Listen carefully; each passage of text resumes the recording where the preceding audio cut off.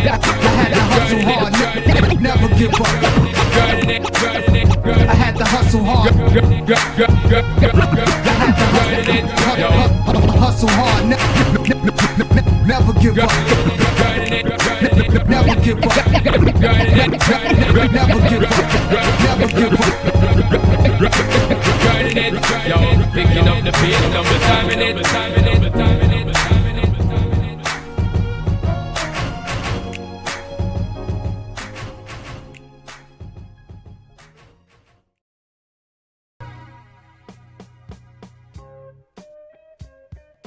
Yo. What up, man? My brother Cooks. DJ Tiger. What it do, bro? Man, what's the haps? Man, we got a lot of haps going on, man. We got a lot of haps going on. You know what I mean? Welcome, people, to the grind mode. It's Wednesday, July 13th, 2022. Me and Cooks is back in the building with another episode of the grind mode, man. We just chop it up about all things in our culture and some things that we don't care about, but we talk about because there's a lot of foolishness going around with a lot of different bozos in our culture, not in our culture, you know, in this country and all across the world. So, you know, we're gonna chop it up and give our opinion. And first and foremost, brother, how you doing? Man, I'm doing. It's pretty much the same. Grind, get your grind on. You know what I mean. I've been getting my IG podcast and back to going. So you know what I'm saying. I did some. I had a cool interview yesterday with a guy from Michigan, Kalamazoo. Okay. Called itself. And the thing about the interesting thing about it was acid rap. That's his genre. You know what I'm saying. Okay. So I'm like, I said, I know about the rap part, but I don't know about the acid part. So I started explaining it to me. He broke it down, and it's like, just like the backpackers. You know what I'm saying? Just like everybody got their own little crowd somewhere. Right. You know what I mean? So that was pretty cool. You know what I mean? But other than that, it's been just a cope and steady weekend, man. You know what I mean? Waiting to get to this moment. The sports show was good. You know what I'm saying? I always enjoy the sports show. That's how the week start. The sports show, Yeah. Start off kicking off Monday. Shout out to your twin, Queen City. Queen City. Yeah, man. And the I don't know why I always forget. The Battle of the Bands, HBCUs, going down. Tickets are now on sale, Ticketmaster. I'll put the link in the chat. August 27th is going down. I'm gonna try to get there. Money a little tight right now. Got family reunion coming up this weekend, so more money just being put out. But it's family, so it's all good. Got my youngest son. He might join us on the show. Give us a little perspectives on the younger generation stuff. He down there playing Call of Duty right now, but my mom's here too, you know what I mean? So feeling good, seeing the family. Ain't seen them in a while. And we having our family reunion from tomorrow till Sunday, so it'll be pretty dope. Okay, cool, good. That sounds great, man. Great to hear that too. Two family reunions, man. Had the first one with the tribe, now the second one with the blood family. So it's all good. Word up. You know what I mean? Shout out to Queen City in the building. Salute. D. Cole, Anton. Queen City. Good to see y'all, man. So, man, look, man, I'm glad you put this one at the top. Usually I'll be like, yo, let's do this one. I didn't even put them in like we'll talk about the music first and this. I just took it from how you wrote it, and we'll just go down the list. It looked like you froze a little bit. Oh, there you go. Hold on, I'm back. I'm back. All right. You back. Mm-hmm. So the first thing, man, we want to tackle, man. Like I just hate these dudes, man. That constantly just be negative on the radio. And well, I ain't listened to the radio in years, but this dude Flex, man, like for years, man, he just been just bozo shit coming out of his mouth, man. You know, this dude is, I don't know how old, still on Shot 97. You know what I mean? Like, no other DJs has been on there on that time slot. It's like, bro, you're not going to even give it up for the younger generation? Like, you playing all that shit? You know what I'm saying? So Conway got on his IG, and to me, the answer that Flex gave him was so corny because Conway was saying, I don't need you. You know, even though you don't play my records. You know, but he was like basically telling what a lot of people been thinking. Like, yo, why don't you make room, man, for this next generation? You gonna still be up there DJing, you're gonna still be up there running your mouth, how you gonna cancel this person. You ain't canceled nobody. You know what I mean? Just like some WWE clown shit, bro. Like, he need to really be in wrestling, man. Maybe he can take over Vince. Since Vince got all that drama, maybe go take over there. You know what I'm saying? Man. But what you think about that, man? Like, you saw the Conway video I posted, and then did you hear the Flex? Because you know he was gonna reply. I saw, I got to see when Conway was going off, and you know what I'm saying, you know, that was the headline that they had up under it. You know, Kanye goes off on Flex. So I'm like, dang, what's going on? So when I hit on it, and Conway, I'm listening to what he's saying, I'm like, he wasn't lying. Like, he wasn't bull jiving. Like, he was straight genuine with it, but at the same time, raw and gutter and just being straight up, no sugarcoat. You know what I'm saying? And then the scenarios that he labeled out, and like how he was saying, you know, if so and so was here, you'd be out there with your camera phones and doing all that all on the ground. You know what I mean? And I was like, I feel him on that. You know what I'm saying? But when it came to Flex, I didn't get to hear his reply. So would you let me know? Yeah, he was. I ain't want to pull it up. I actually pulled up with him trying to diss Pete Rock, and I got that shit word for word. Them going back at each other. I'm gonna read that after. But yeah, he basically got him ready and was like, "Oh yeah, I'm the old guy. I'm so out of touch." He was like, "Aren't you on Jimmy Iovine's label? Ain't you down with Eminem? Ain't you down with Rock Nation and Jay-Z?" And you know, like basically saying, you know, you got all this push, so why you worrying about an old DJ, you know, on Hot 97? Like, you know, he tried to like turn it around. But Conway's point was, he was saying, regardless of you not really supporting us, we still rocked out. You know what I mean? But he tried to flip it. You know what I mean? On that corny shit. He really tried to flip it on some corny shit. You know what I mean? And it was just, shit was just whack, man. But to me, like, I heard about that shit, and I'm like, whatever. I know they don't care about the dude because they gonna still rock out regardless, Griselda. But the shit that touched the nerve with me, man, he ats Pete Rock. This must have been on Twitter. And he laughs. Ha ha. Coming from the guy who shitted on Drill. They from New York, my friend. So he's talking about Pete Rock talking about, you know, this negative rap, this mumble rap, this drill rap, that he ain't with all that bullshit. It don't sound like real music to him. It ain't, the radio ain't supporting real MCs. They just worry about playing what the industry deems as fucking hits. You know, so Flex works for Hot 97. So he got to listen. He got bosses. Yeah, yes, master. Oh, I got to play this, master. Oh, I can't play this, right, master? You know what I mean? I know exactly what you mean. He a worker for Hot 97.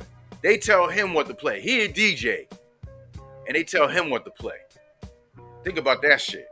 So he going to try to say they fired you from BLS and Hot 97 in that order because you lost touch with the music, the streets, and the clubs. Please remember, I'm a fan of your music. Love every song you ever made. Loves listening to you on the radio and love your bars. But Pete Rock, you sit in your basement high, out of touch, mad at the new generation. Your career was over the day you stopped realizing hip hop can be dictated. He goes, YouTube, Apple, and Spotify dictate the culture. This is what came out this bozo's mouth. YouTube, Apple, and Spotify dictate the culture. You see the problem? You see the problem? And Griselda is from New York. Cool, bro. Let me just go back real quick. Griselda's from New York. Yeah, you ain't giving them as much burn as you giving Cardi B, trash stripper raps, this drill fucking bullshit ass music. You know what I'm saying? So to continue on. Can the hold before you go? Did you actually say that he said that he was a dude that's sitting in his basement?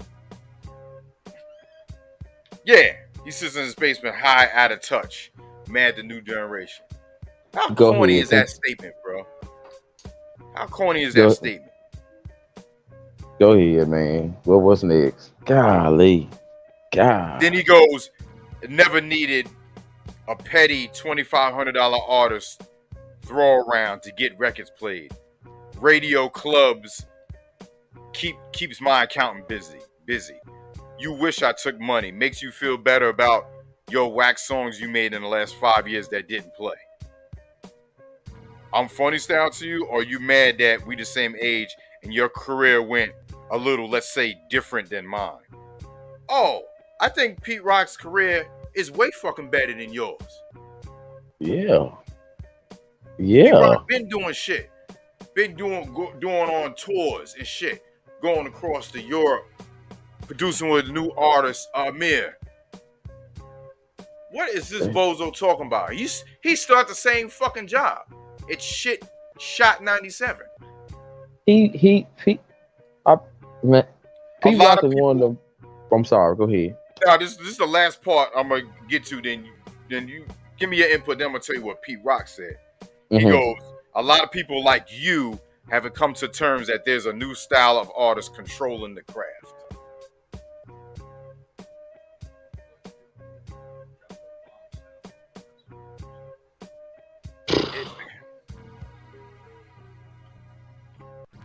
Bro, I mean, I'm not even shocked it's even coming from this dude, but I am too. At the same time, it's like you just another pawn in the goddamn game, conforming to the bullshit. Man, that was a big load, load right then, but with what Cuz was saying, and man, that was very disrespectful, man. And you that was, man, he said a lot. Like, he said too much. Mm-hmm. That was, man, that's rough. That's a rough one right there, Tiger. That's rough. Just so you're in the field view. Yeah, my son's here. He's in the building. What's up? This is my youngest right here. Nice to meet you, man. Let me move the camera.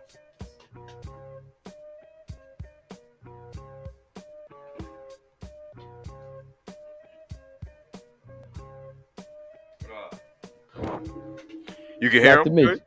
Yeah, I can hear you. Nice to meet you, man. Nice to meet you too. Yeah, yes, sir. It's Cooks, man, from Alabama.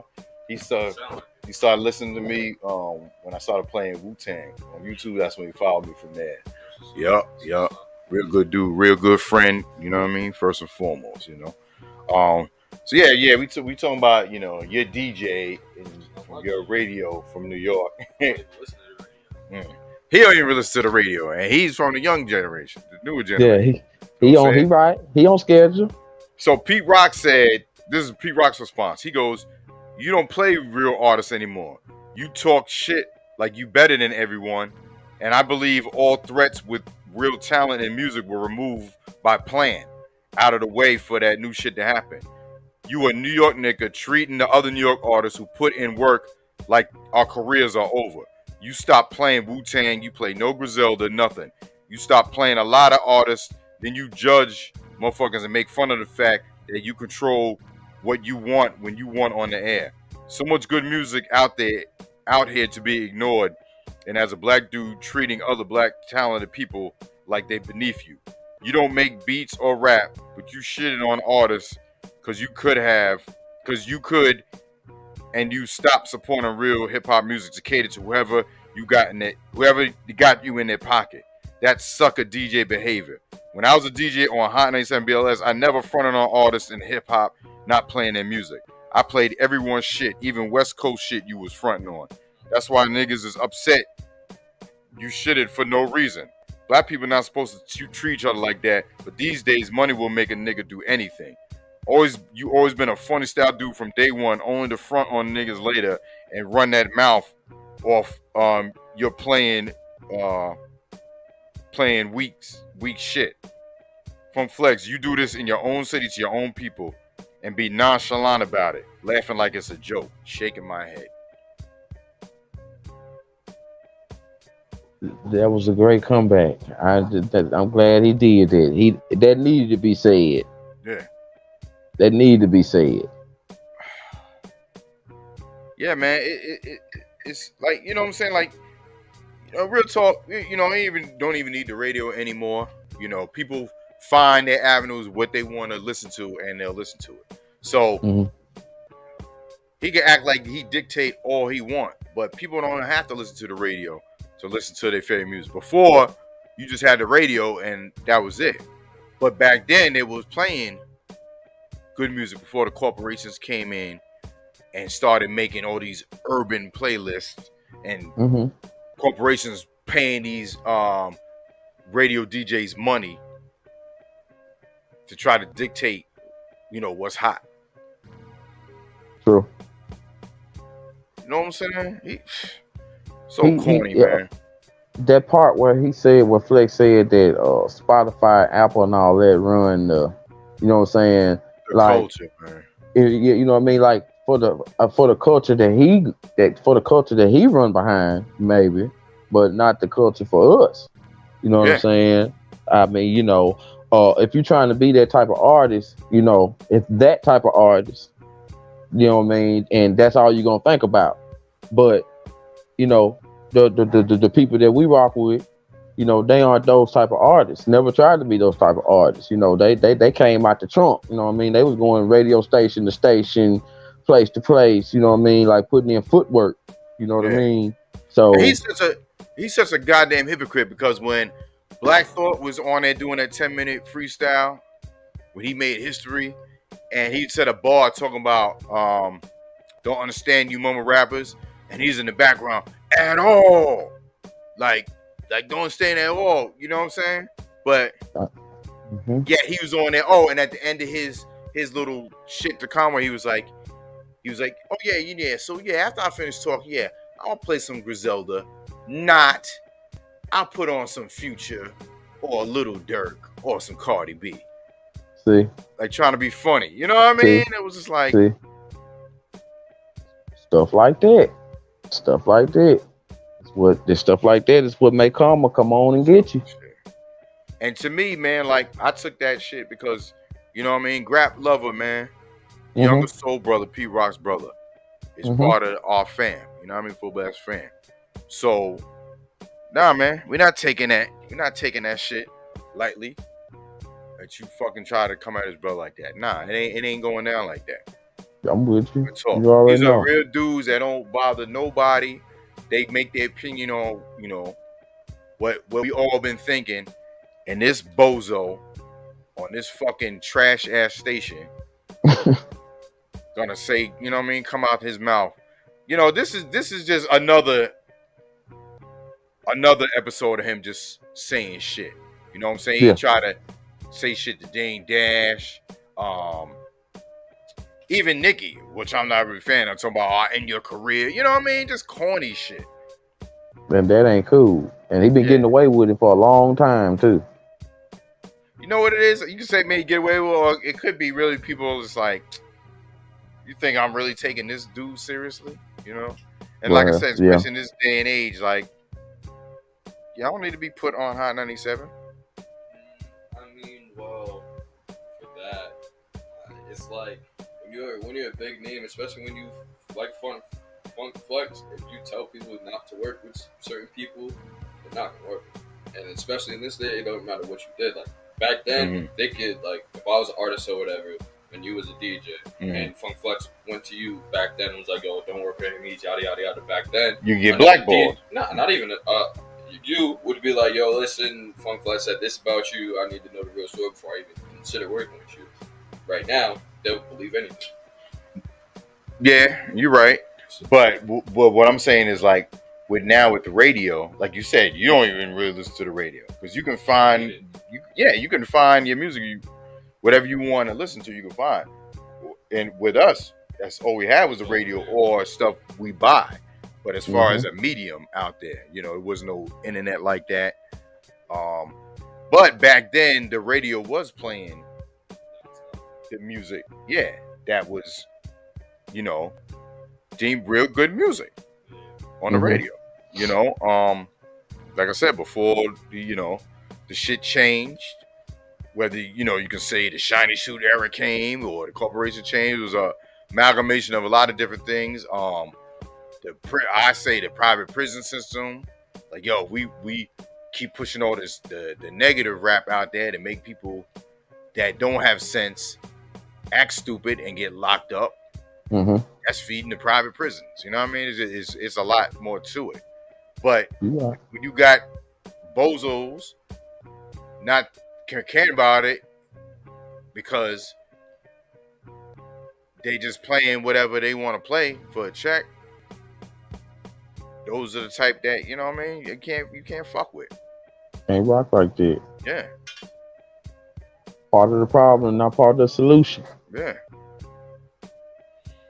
So, like I said, I got my son here, and I want him on the show because, like, we talk about, our generation music.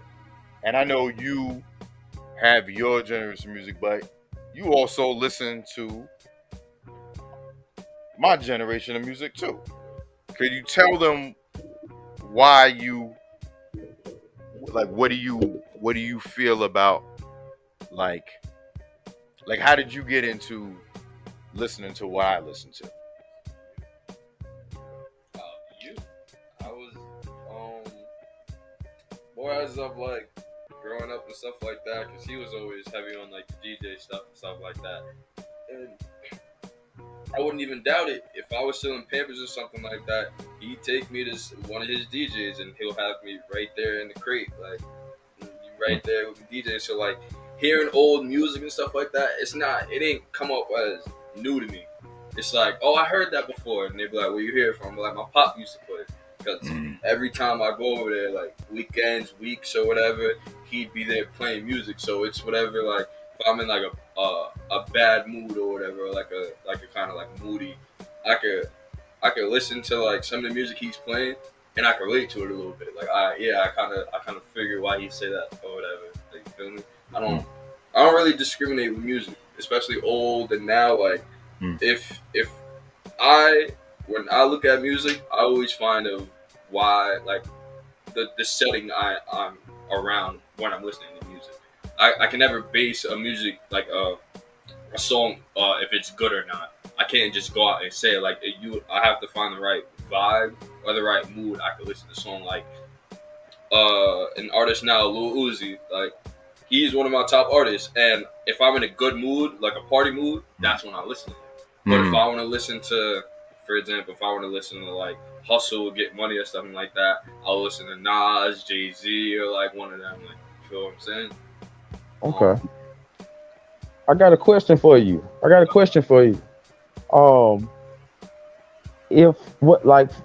got two questions for you. Number one, for your generation or for you, who is y'all Biggie and Pops? Like who was y'all Jay and Nas's? Who was y'all J Cole's and Kendrick's for your generation? Who the big dog? I was saying from 2000s to like since like now, I'd say like the Biggie and Pac would be like Drake and Lil Wayne, to be honest. Okay. Because it's like Well, nah, I would put Lil Wayne ahead of Drake only because Lil Wayne was the one that found Drake and Nicki. So it's like you got to give the OG his prop because without the OG, these people wouldn't be here. Okay. So it's like when y'all had Lil Kim, we have Nicki Minaj. When y'all had Jay-Z, we got Lil Wayne. Like, you know what I'm saying? That's y'all Biggie and Tupac. That's how I see y'all. Yeah. Okay. And some may not agree because they have different views on stuff like that. But like when you talk about the 2000s, you can't sit there and not mention Lil Wayne. That's just me. Okay. Yeah. Okay.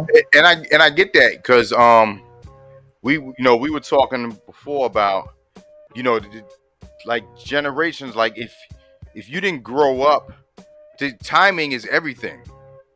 Cooks, when we grew up, when we heard Nas for the first time, Wu-Tang for the first time, we like, yo, it was the time periods mean something. Like while he's like he texted me one day, he was like, yo, one of the greatest albums I heard was Nas Illmatic. Now, and he's saying that without witnessing when Nas dropped it at that time period. Because you remember when Nas dropped that time period, you was like, yo, who the fuck is this dude? Yeah. You know what I mean? So that matters a lot too. So, him saying, his era where he grew up was Wayne, I can't be mad at that. Because also, he also knows there's other GOATs in the generation. That's like, I grew up, in the 70s into the 80s when I was really starting to get into music. So it was really like coming out of disco, and then Michael Jackson, Chic, stuff like that. But the ones before that, I didn't really know until I got older as a DJ. Was James Brown, the ones from like the 60s into the 70s. So as I grew older, my appreciation got better for those groups that I didn't really listen to. And I think it's the same with him. Okay. As he grew up listening to Wayne, but he knows, oh shoot, a Biggie joint or a Nas joint, he likes that too. Yeah. He grew up with it, so it starts to grow on you. You're right. I have my old school songs I listen to. Like he and this is the funny part about it. He never was the type to be like, oh, you need to listen to Nas, or you need to appreciate like Biggie or Tupac. Like beating it in his head. Yeah, I don't even think he ever even asked like, oh, have you ever listened to Nas? He never asked none of that. So it's like when I went out the blue and searched on my own to like, all right, well, let me really go back and start listening to music on why he started to like this or why he really thinks that this is one of the greatest artists that of his time and till now. And it's like it gives a perspective on like the time period and everything like that of when when Nas came out and like him rapping and stuff like that. You gotta look at the time period. Like you can't just if Nas was to drop that right now, he wouldn't have the many as listeners back then. But it's all about time period. Like Lil Uzi or Lil Yachty, any of these, if you drop them back then, I don't really think that they get plays like that because of the people coming out back then and how they rapped. Yeah. Yep. Yeah. That's good points too. Great points. Yeah, I'm with you 100%. I'm with you. You right. That's what I think is dope, man. I think like I said, we talk about this generation, that generation, and the music, and for the most part, they know when it comes Full Blast, they know what they're gonna hear. And to me, it was like even before the mumble rap and drill rap came out, when I started Full Blast, it was just that the stuff that was playing on the radio 80 million times a day. It was like, yo, y'all can't play nothing else. So I just wanted to play, all music that they left behind. Yeah. So it was like, it was a stop complaining about them not playing it, because we know they're going to play it. So if you want to hear it, come to Full Blast and hear it. Yes. You ain't got to complain, because now you got an avenue to hear it, Yes. All the time, too. Yeah. And like you said, yeah, if you in a club, obviously, a club. Now, I'm not saying like a lounge where you just chilling or whatever. So it's cool to hear Most Def, Black Thought or whatever. But if you at that age where you go into the club and turn up and stuff, of course you want to hear some party music. You know what I'm saying? That's normal. That's like if back in the days we was going to the clubs to party, they're playing that hip hop, but it's up tempo. You dancing to it, scenario, whatever, stuff like that. They're not playing like a slow underground poetry hip hop in a club. That just don't make sense. It's just the fact that the radio was playing the party, get high, shoot 'em up music 24 hours a day. Yeah. And then you got kids growing up listening to it that don't maybe have parents around them or have people that got common sense to not let 8-year-olds hear this shit. So they think it's cool when they become a teenager, and now you got all these motherfuckers in the streets doing crazy shit. Now I ain't saying it's just the music, because a lot of shit's happened before the music, but you know what I'm saying, just the contributions of the negative shit. Yeah, but they learn from us. Say again? I said they learn from us. The little ones learn from the big ones. Yeah. It's crazy because like listening to music back then, like growing up, stuff like that, I couldn't even listen to music if they had the curse words bleeped out. So it's like to see somebody like who's a big instant story, like Lil Durk, NBA YoungBoy, and I sit there and see 8-7-year-olds singing what he's saying and stuff like that. Pull a chop out. It's like kill your set. It's like where's your mother at? Where's your pops at? Why is you like? Because they think it's cute. Oh, look at little baby twerking. Oh, that's cute. They, you know what I mean? And that's crazy because I like my family is different. I'm sorry, and they're always gonna grow up. We're always gonna grow up different, like from a certain family to another family. But one thing was in mind: if you're a child, you're gonna stay in the child's place. So it's like you're not gonna be grown. You're not gonna be singing grown lines. It doesn't matter if the words is bleeped out or anything. Even if you say a peep, you get popped in your mouth. And even if you're getting caught listening to it, you get beat like you can't even feel your legs. Like, my legs, Charlie Murphy. Yeah, man. So yeah, a lot of that should go into it, man. And yeah, like you said, it just start at home. You can't be like, oh, they shouldn't be cursing here. No, you shouldn't be letting your 8-year-old listen to that. It's grown folks' music. Exactly. Have some goddamn common decency for yourself. That's all it takes. Common sense. Yeah. And remember before the music, it was like subliminal. Like, you make my love come down. Like, we didn't know what that shit was. And Grace Jones talking about pull up to my bumper in your long black limousine. You know what I mean? I was like, I didn't know what she was talking about, dudes long, whatever, you know what I mean? I was like, oh shit, they was freaks, but we didn't know. Didn't know it. Yeah. Some was telling us like straight on the front line what they wanted to do. You know what I mean? So it's crazy, man. But yeah, man, like to end off this, man, about this dude, man. I really don't want to give him too much energy anymore. It just stuck a nerve when he tried to diss a legend, man. Pete Rock, man. That shit was just corny. It really was. Yeah, there was. And he just don't know, like, the L's he thinks he the way he looks at himself and the way other people looking at him is complete 180. Yeah. It really is. And you know what? I knew he was a clown because, and I'm gonna say this too. Rest in peace to DJ Spinbad. I opened up for him years ago at this club in Smithtown. I think I told this story, and he was on Z100 and Flex was on that shit, trying to diss another DJ on another radio station, because he was doing that for ratings for the station. The Pirate Corporation told him, "Hey boy, we need you to, hype up some shit," and of course he went and did it. And you know why I say that? Because Spinbad one of the realest dudes, man. After the party was over, we was talking outside till maybe like 4 a.m. Just kicking it, just talking. And he was like, yeah. And I brought up the thing about Flex because he tried to diss him. And DJ Spinbad, he let his hands do the talking. He did like a Flex diss with like a mix. It was like mixing his words like in there. Shit. It was dope, like some DJ shit. He said, man, you know, I ran into Flex.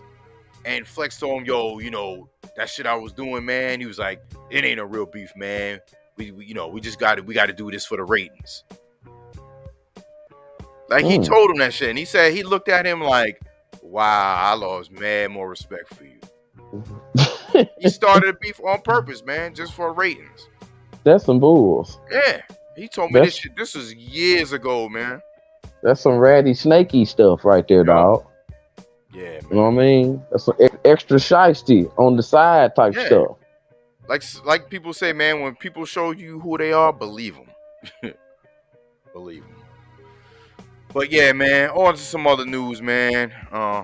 Forget fake Flex, man. Yeah, so Brittany Griner pleads guilty. Now what they found, it was residue of vape, right? Yes. Weed pens. Yeah. And because, you know, over there, they just, you know, a lot of people saying, you know, they kind of making an example because of what's going on, the tension between the countries. Yeah, but also, you have to know the laws in other countries. Regardless of you think it ain't right or wrong. You in their country. Now, she was over there playing ball because she was getting a hell of a lot more money than she was getting in the U.S. That's why she was over there. But you can't, you know what I mean? You got to know how they are, especially how they are with gay people, too. You know how she get down? Yeah. So, to me, it's like, yo, you should have knew better also, y'all. This is a messy situation. What do you think, Cooks? The media definitely ain't helping it at all because, like, definitely, like all the stuff you just said right then. You can, if you can sometimes look at the internet news and look at some of the different articles, and you can see how they putting her business out there at the same time, you know, giving us I guess a play-by-play of what she going through. Excuse me, and then with the plea of the guilty. And it's like, it's just, I hate the light that they got in right now. You know what I'm saying? It seemed like they gave her a little bit of hope and then they just took it right back. You know what I mean? And for her to go through that, you know what I'm saying? Like that, you know what I'm saying? Go through that part because at the same time, you know, like you said, you got to know the laws. You got to know the laws before you get on them planes and go places and trains and all that. You better know what you need to know. You know what I'm saying? Yeah. And especially with, like I said, what's been going on with the tension and stuff, you know, their mindset was like, let's try to find something on her.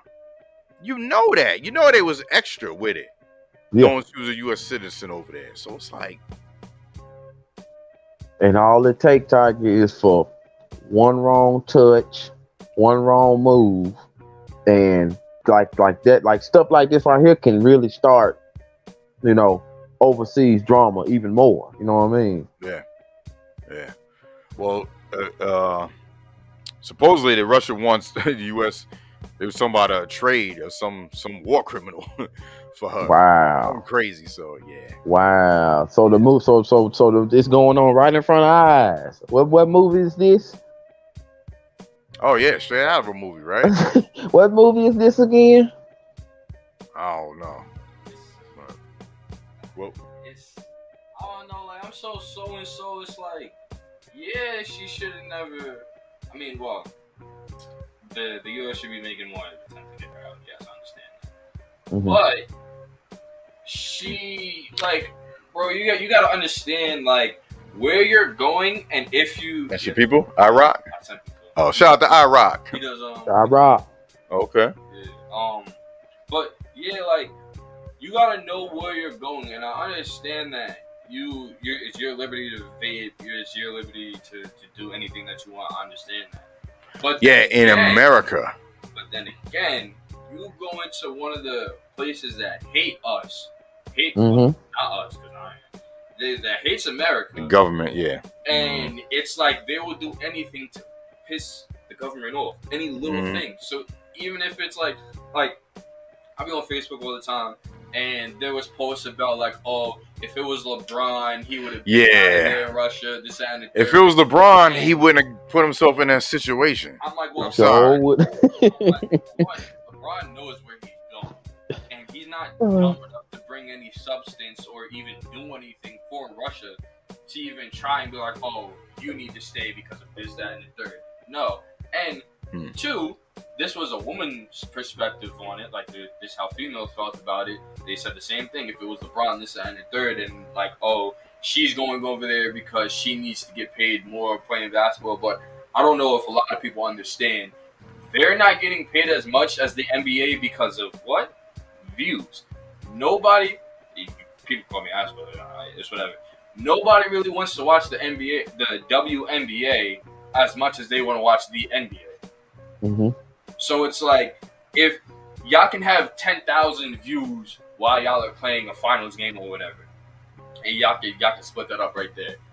But if the NBA finals is happening and it's a matchup people want to see, like if it's like Chris Paul. No, it don't matter. No, it don't even have to be that. It's just the NBA just does a lot more better numbers than the women's do. Now the women's basketball games are good. You can watch them. They're more sound as in techniques, because a lot of them don't showboat. You know, if you watch, you know, they're all about the, you know, how to like get to and like really play the game. You know what I mean? But it's just there's not many sponsors. They don't get paid as the men's do. That's just what it is. It's always been a balance of men getting paid more than women. That's happening in the work field and all that. While it may be messed up, but a lot of it has to do with the money they generate. There's not many sponsors as well. And let me make another point about her saying if it was LeBron, it wouldn't happen. How do you know that? How do you know? Because LeBron is a top dude. It might have been worse. They might have tried to find something on him because he's a bigger face in the NBA than Brittany Griner. So it might have been worse if it was LeBron over there. That's true. If it was LeBron right now, they're not letting LeBron go for some time. They know how important he is to. That's my point. Important how he is to America, but they see him as one of the top. Exactly. That's what I meant. That's the point. Like, so for her to say that, like, that shit was kind of weak. And when Stephon Marbury was in China making millions over there, he was a star. Do you think in communist China that he fucked around knowing their rules? No, he didn't. Because you didn't hear nothing about him doing nothing crazy over there. Yeah, you were in communist China. Yeah, he was a mega superstar over there. But I bet you he knew the laws. He knew what not to do. That's just like some American dude went over there. This white kid went over there. He was in North Korea visiting. He thought it was funny to, I think he knocked a picture frame off like in a hallway of a government building. You know, they call that like defacing, and I don't want to laugh because I think they put him to jail for like 10 years. Dang. He came out in like 8 and he was off, like messed up because of, like he was, you know, their camp labor over there in jail. You ain't just sitting down, you doing like hard labor.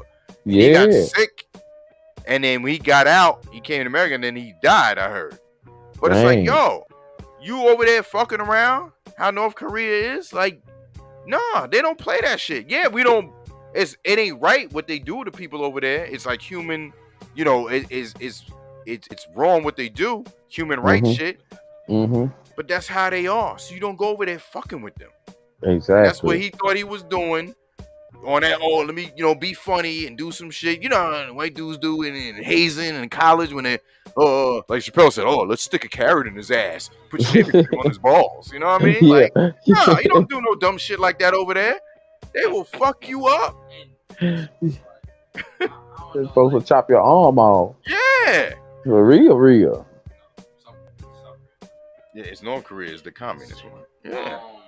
But after they said you will get arrested, you will go to jail for laughing, using a phone, using the internet, and some other BS. I'm like, bro, why do you even want to go over there? Why does that sound like a good place to visit? Mm-hmm. You can't laugh. They're controlling everything. You can't have fun. Mm-hmm.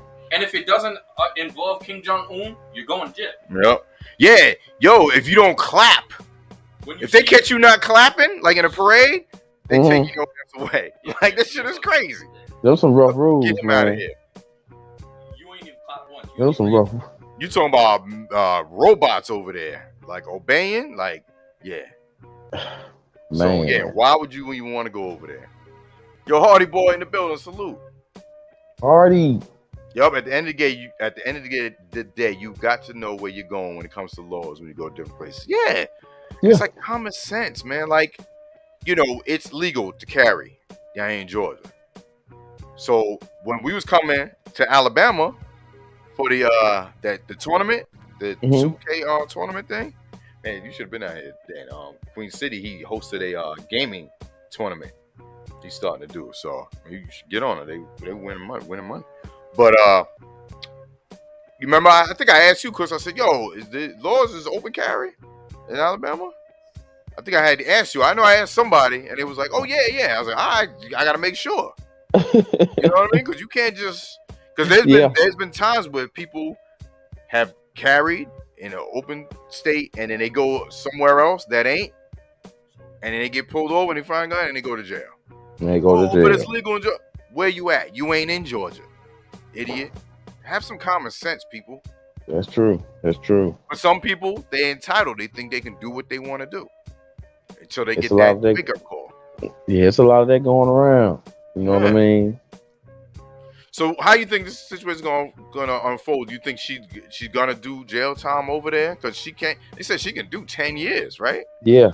Oh, I mean, man, from how it's looking, I mean, we all hope that she get back, like, you know, because at one point it was just about her getting home, and now they're talking about serious jail time. So something like you were saying earlier, something in the middle gonna have to happen for a door to open for her. You know what I'm saying? Because they are not gonna just let her go, and then we're gonna have the sweet story of her coming back home, and then ESPN gonna do a 30-minute special on it.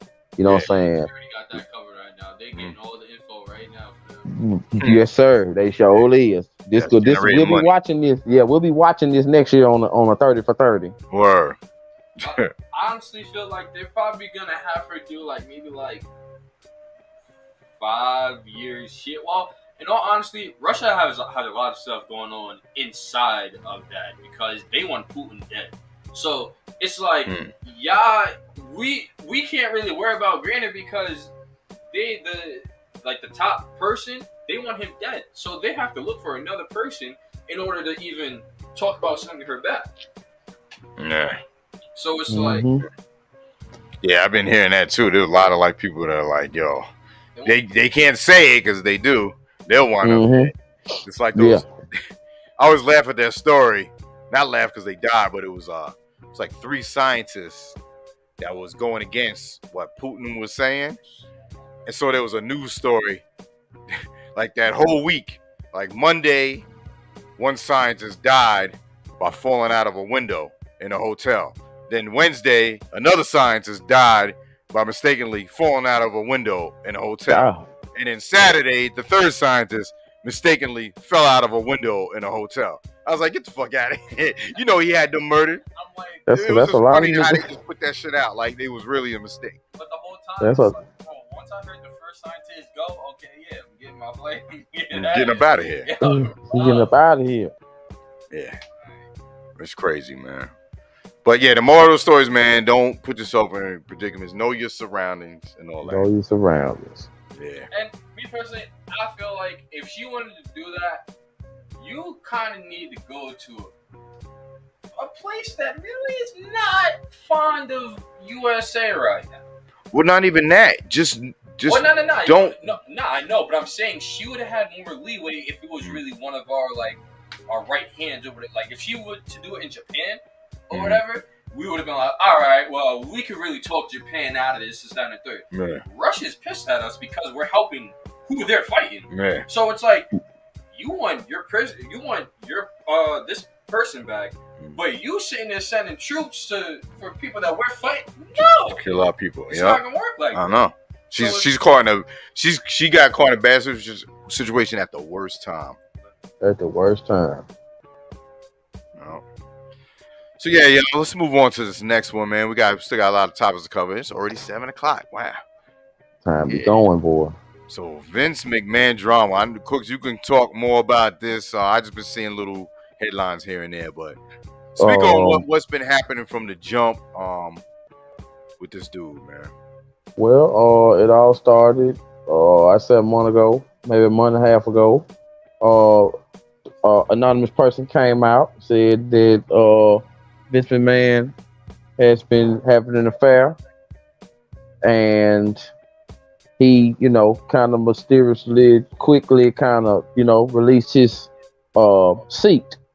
His daughter was supposedly on vacation. She comes back, and now she's the interim CEO and being president of WWE. And he came out with a speech and said that whatever is found out and whatever is said, he said he'll accept it and deal with it. So like, he ain't fighting it. You know what I mean? Because he probably know he caught. Yeah, because he probably know he caught, right? And right after the allegations, he came on both his shows during that week. When the show come on, the intro, he stepped out and he made a little speech about everybody sticking together and blase blase, basically letting everybody know that I got family and we're gonna keep on running this. But he didn't say it in them words, but you could see the inside edition of what I'm talking about. And further news come out that, which there are stories in the background of. Oh boy, you stupid. He said Triple H beat his ass and he's boning his daughter. Oh my God. That's crazy. And where the lady said that he actually forced her to perform, and basically he paid her to be quiet. You know what I'm saying? And this has been happening more than once or twice. And then John Laurinaitis, who was I guess the right up under him, he basically doing the same thing. He getting the sloppy seconds. You see what I'm saying? And with all this coming out now, and these people coming out and saying what's going on, it's like he really can't fight it. You know what I'm saying? So, but at the same time, I was listening to a podcast earlier, Wrestling Weekly, and a guy on there made a point where he said that even though Vince McMahon is in all this trouble, it still ain't as bad as if a football coach did it, or NBA coach did it, or NBA player did it, because those are A+ sports. Because of wrestling entertainment being a B side sport, we ain't gonna really pay it no attention. You know what I'm saying? It's really his richness. You know what I'm saying? And him being so rich and being able to buy this and do that, and we seeing that, and he got the complexion for the protection. You know what I'm saying? Yeah. You know what I'm saying? That's messed up, man, because he did the same thing that other people did. It's the crime that he did, regardless of, wrestling being a B sport compared to football and all. But I mean, shoot, how many football players, got caught beating the shit out their wives, and that shit was swept under the rug. You know what I mean? Or right, doing shit to people, So you right.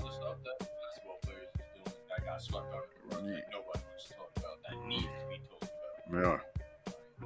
For example, Carl Malone. He needs to. Some type of jail time needs to be served. I'm sorry. Enlighten them. What you talking about? All right, so you can help me because I'm paraphrasing. So basically, Carl Malone, I guess when he was coming up, he had sexual interactions with a 14-year-old. Oh, it was a minor. Yeah, it was a minor. Oh, yeah. Yeah, he had. I forgot about that. No. He had a minor pregnant. He got a minor pregnant, and the whole town, basically swept it under the rug because they knew of his fame, and he knew, like, he basically paid her to be quiet or whatever. And it's not like he did it once; he did it twice. Now, this is alleged, right? It didn't go to court. Wow. Yeah, he did. No, I'm saying if it's alleged, we gotta say it's alleged. Alleged. It didn't go to court. It wasn't something he was found guilty of yet. It's like certain stuff like that. I'm sorry. Like, yeah, and how many more stories are probably like that we don't even know about because he ain't in the league no more. So this is something that came out. So what they gonna do to him now? You know, how's he gonna be affected now? Because I'm sure he gets his pension now. He's already out of the league. But yeah, it's messed up. If that's true, that's crazy. The topic's not up there, but I could use that for another example. But I'm just gonna wait for the topic. All right. Yeah. So, what do you think? What do you think is gonna happen with the Vince McMahon drama? Like, where are they going with it now? These allegations came out, and how long were these allegations? Was these over a couple of years, or these? Because this is like new shit that I'm hearing.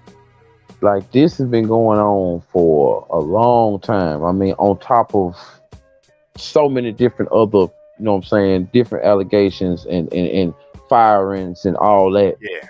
And as far as like what'll happen, and like, I hate to say it, but it's like the way things going now, and with him being an actual billionaire, like, he ain't a millionaire, he a billionaire. You know what I'm saying? Mm-hmm. So it's like, how deep is his pocket? You know what I'm saying? Because I mean, somebody like me, regular, boom, like, it's a snap of the fingers and I'm gone. People, the regular people.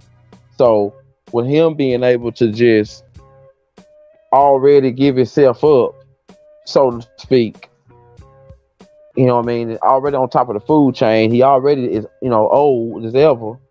So it's like, I don't see him going to jail. That's the only. I hate to say it, but I don't see him going to jail. Yeah, I can see him disappearing. I mean, are they the allegations from whoever's accusing them? Are they looking for a check? Because if they looking to settle, they just trying to get a check. They're not trying to be like, it ain't about the money. It's about the disgusting things you did. The only thing I can say to that is they've been getting been getting paid, like $3 million at a time. You know what I mean? $1 million to $3 million at a time. So he's been paying them off. So is there evidence of him paying them off? Yes, sir. Yes, sir. So you believe this shit is true? Yeah. Wow. You got the scripted part, and then you got what go on before the script come, and it's just a lot of what goes on before that script go on. It gets pretty nasty. Okay.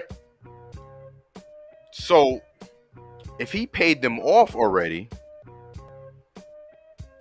regardless of what comes out, ain't that basically a done deal? Should be. You know what I mean? Like, if he paid them off, like what new allegations can they come out if he paid them off? Because it's almost like it's a settlement, but it just didn't go in court. Also, they worked for him too. Like, he let them keep working for him, and then when they weren't comfortable with something and wanted to dip, he was like, okay, well, you just go on and you won't have no more money. You'll just be working at McDonald's. At the post office. No, please. You know what I'm saying? That type of thing.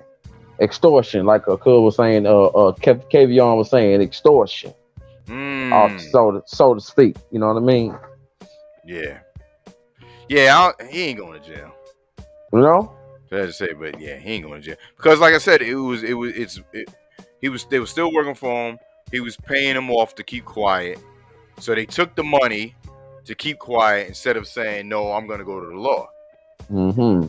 Yeah, and Hardy Boy, yeah. If they did they sign an NDA? If they sign an NDA, there's really nothing they can do. Right? But if they did, then they probably wouldn't be saying what they're saying. Because that would I just break believe, the agreement. yeah, I believe it was more of a hush money, like you know what I'm saying. Okay, well I'm gonna give you this right here. I'm gonna instead of you making 10,000, I'm gonna triple your salary. You just be quiet. You know Yeah. what I'm saying? Yeah, That he just type of puts it thing. down like, oh, they did real good this year, so I'm gonna triple your salary. But that was really hush money. Yes. Well, yeah, like I said, I don't think he's going to jail because he paid them off. They took the money instead of trying to get him locked up. So, And now they're using the stories. They're using the graphic stories to, to get more or get him out of there. So now they give him the stories. You know what I'm saying? if Vince McMahon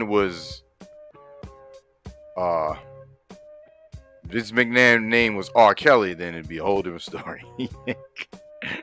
Man. you already know.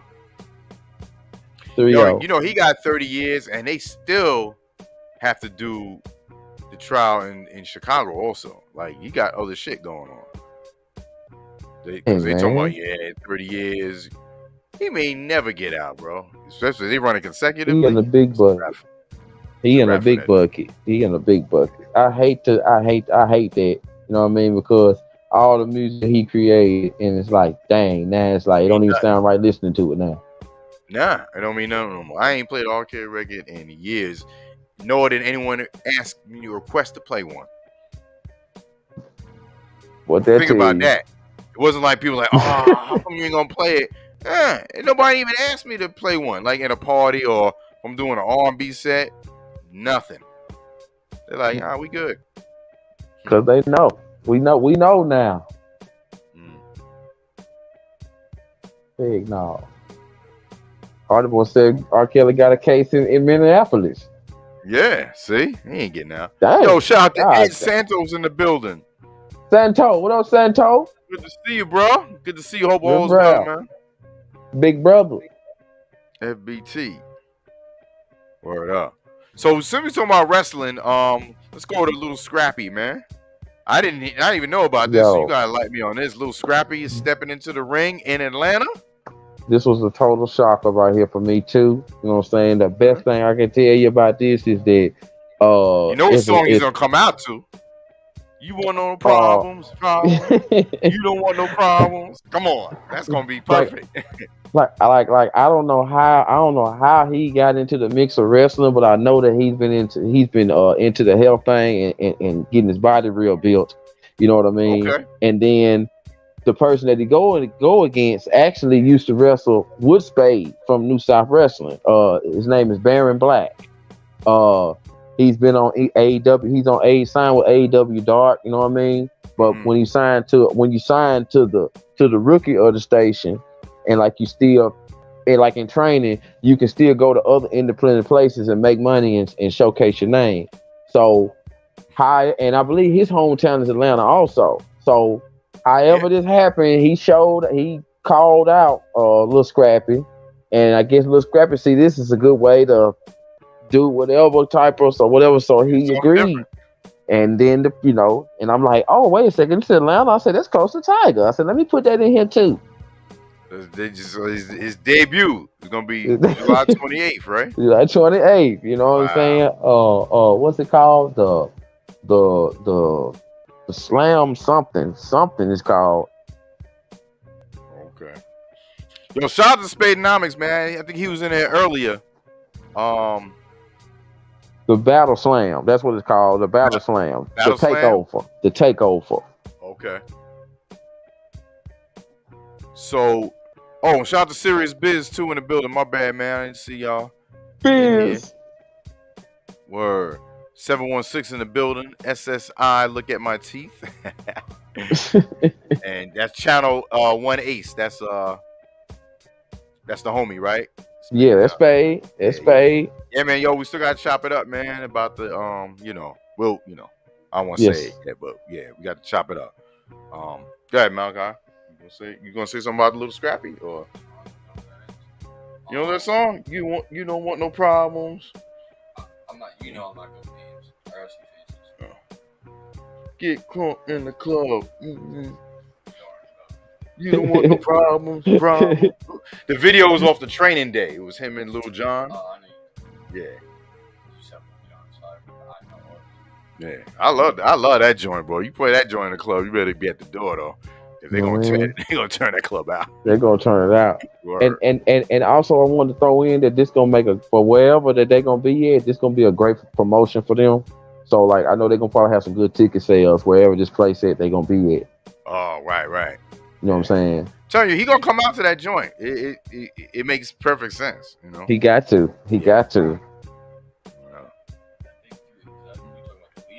Yeah, Ice Cube, yeah. And so, Usher Tiny Desk concert. I've been seeing a new meme people been using, saying, "Yo, people are worrying about this," and then the meme is like me, and you see Usher doing this shit while he's dancing. I was like, "What the fuck is this about?" I saw that when he did that. Yeah, So, he did. So what's this Tiny Desk concert? It's been trending or something because it was like a dope concert or something. Like it was like, you know what I'm saying, of course you know what the NPR Tiny Desk concert is, because you know Wu-Tang was on there at one point, Jizz was on there one time, Rakim was on there one time, and it's basically like a area, you know what I'm saying. It starts out like, you know, like how we looking now, you just see them, they'll have a live band behind them, so you know what I'm saying, and they basically perform Eric Badu did it. Yeah, you know what I'm saying. And you know what I'm saying, like he performed some songs. I got them written down, cause me and JJ all day we did a review on it on his channel. He did Make Me, Superstar, You Don't Have to Call, Nice and Slow, Confessions Part 2, and My Way. You know what I'm saying? Now if you think about it, them songs right there are like the songs everybody sang along with. Yeah. You know what I'm saying? The ones that those are the mood setter, mood starter type songs, and they all got them beats. You know, you can. You know, if you ride by yourself and you going where you're going, you'll turn it up because it bumps. Mm-hmm. And he had Vito with him, which that's the dude that coached he coached in The Voice season 4, and he had Eric Bellinger with him too. They was like singing like background, and you know what I mean. It was almost like MTV Unplugged. You know what I'm saying? Like. It made you think, like, you know, like, man, I forgot what hits this dude had, because, you know, he been in it since a little bitty dude, you know what I mean? And his voice was clear, like, you know, they had like a good crowd of maybe 35 to 40 people. Like, you know how a listening party would be? You got the people with the notepads, people with your phones, people with the cameras, people with the lights. Then you got the ones that's just there. They know when to make noise, they know when not to. And it was just a really dope probably 32 to 35 minutes of good music, live instruments, you know what I mean? You got the two other R&B here helping, you know, and it was just a dope concert, you know what I'm saying, for it to be like that. So that's what's up. Yeah, man. NPR Tiny Desk concert, man. They're always dope. Yeah, Monch was on there too. Shout out to Lazarus. What up, Rican Regan's in the building. Salute. Rican Regan. Yeah, man, a lot of dope artists been on there. Yeah, so yeah, I'm about to catch it. I'm about to check it out. Yeah, that meme is trending. You know what I'm saying? Yeah. Now he did do some funny stuff on there. He did do the little thing, because when he did that, he was like, "Look at me," because you know one of them songs, he was like, "Look at me," and then everybody started laughing. And then his choice of clothing caught my attention too, because he had on like this neck thing, and it had like, you know, like you got your button, and then you got the thing that the button attached to. It was like he had the thing on his neck with all the button attachments, but it didn't have no buttons. It looked like something got to go on it. And I was just looking like, you know, on some other side of the world type stuff. And I'm like, I'm like, dang, Usher, why you got that on? Yeah, you know what I mean? Like, why you got that on? I'm like, you singing, but why, you know, but other than that, it was a dope concert. Dope. All right, so check it out. So this is a question you proposed. I didn't get to research it. Yeah, it's been a lot going on. Family. Oh yeah. The Big Three losing its flair. So,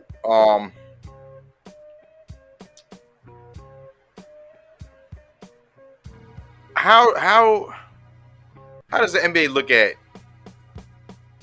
the Big Three? I wonder. You know what I mean? I know they had that the COVID stuff happen, and that really knocked them down a couple notches, right? Mhm. And then with the other stuff that Q got going on, which I can see why he was trying to have partners, because basically they could keep stuff running while he tried to step on a bigger platform to handle certain issues. You know what I'm saying? But you know, it seemed like that things is kind of dying down. You know, they can't get. Seem like that they can't get the reactions that they need to get. You know what I'm saying? Because there's just so much other stuff out here that's coming out. Women's football, you know what I mean? The USFL is making noise, big noise.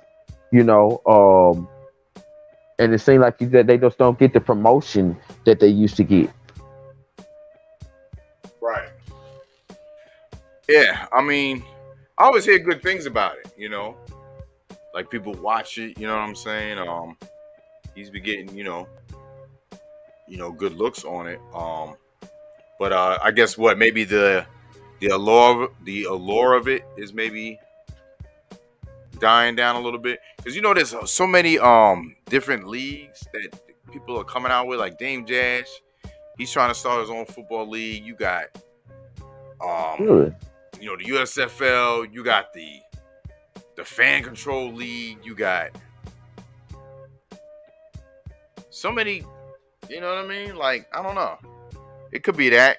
Just a lot of different stuff going on. So maybe it's losing a little bit of its luster like that. Yeah. Exactly. You know what I'm saying? So, because at one point it was all we had. You know what I'm saying?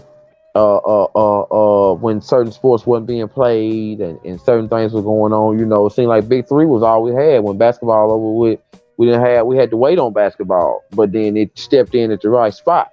And now that we have so many other things to select and watch, it's like, do people even really have time to watch it? Pay a ticket to go see it? You know what I mean? It's like almost you got to have certain live performances there. You know what I'm saying? And then what kind of got me on that too, also Tiger, was I've been watching a lot of the N1, the 2000 through 2006 seasons. You know what I'm saying? And just what they go through. You know what I'm saying? Because they was balling, but then I started noticing as the seasons gradually go that it kind of dwindled down to the point to where they stopped. You know what I'm saying? And it kind of put me on that. You know what I'm saying? I seen a couple articles and of certain artists and people that Ice Cube wanted to come there and support, and they wouldn't help support it because they didn't feel like it was gonna go anywhere. Right. Wow. Yeah, man. I guess we'll see. What happened. Maybe they need to maybe do something. Still do what they're doing, but add something else to it. Mm-hmm. I don't know. Yeah.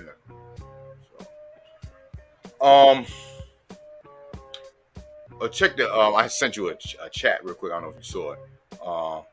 We talk about that after the URL stuff. Okay. So Papoose, he has a new company. I know he just did an interview. I don't watch the Breakfast Club, but I saw a thumbnail where I think he was on the Breakfast Club. Okay. Is that where you got that from? Actually, yeah, I actually was in my Google News and it caught me by surprise. You know what I'm saying? And that him and Remy, with them being together, they invest.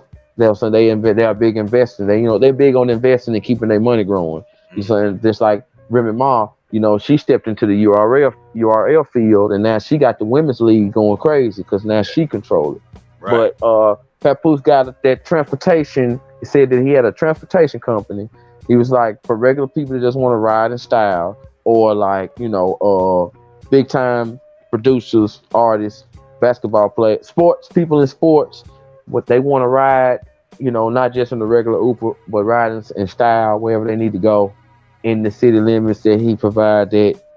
You know what I'm saying? That's what he got. Mhm. And I just thought that was real interesting because, you know what I'm saying, that show how he done evolved, you know what I'm saying? Because back when I used to listen to him on the K-Slate mixtape, I never think that he'd have his own transportation service. You know Yeah, what I'm saying?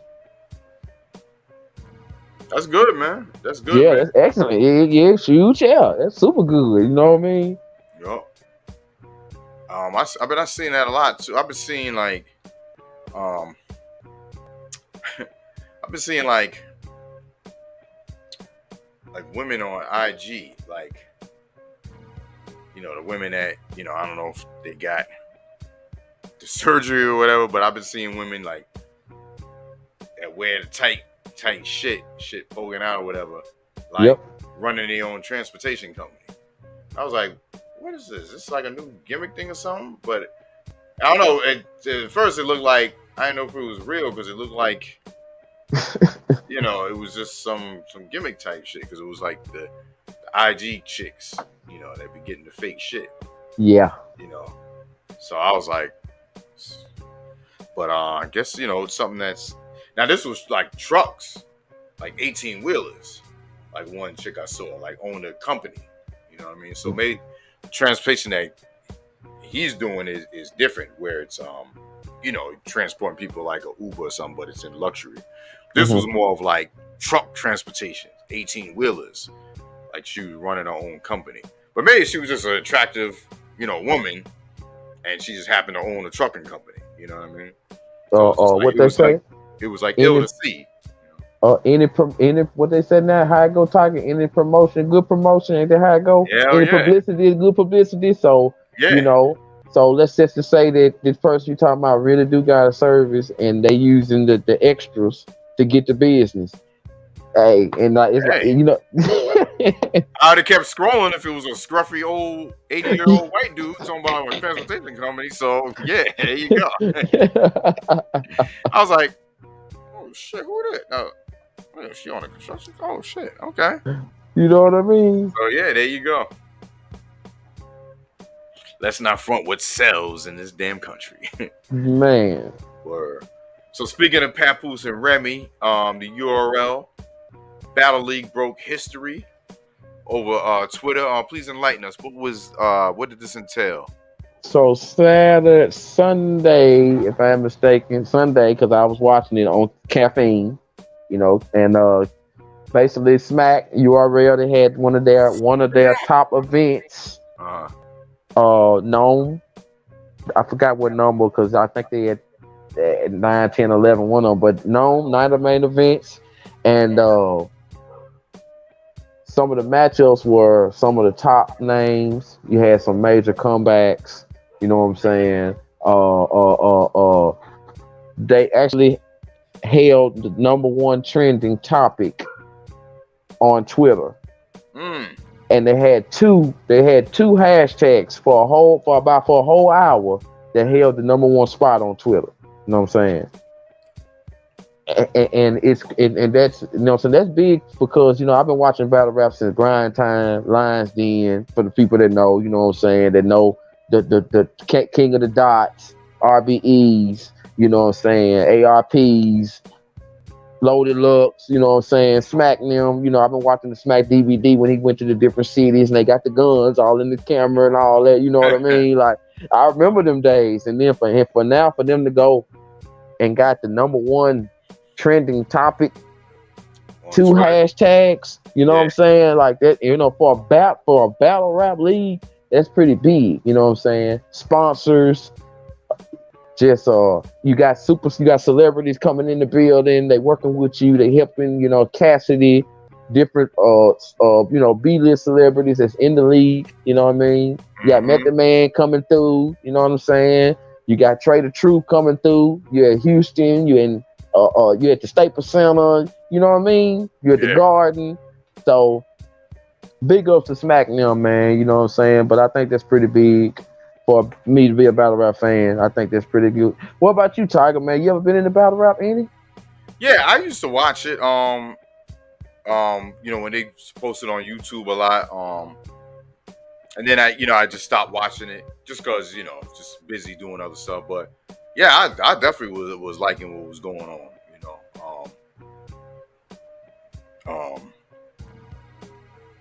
Lord Lux, Yes, yeah. Who else? Who's the dude that Joe Budden battled? I don't know why he got into the battle. Hollow the Dawn, my boy. Yeah, my boy. Is ill. Yeah, man.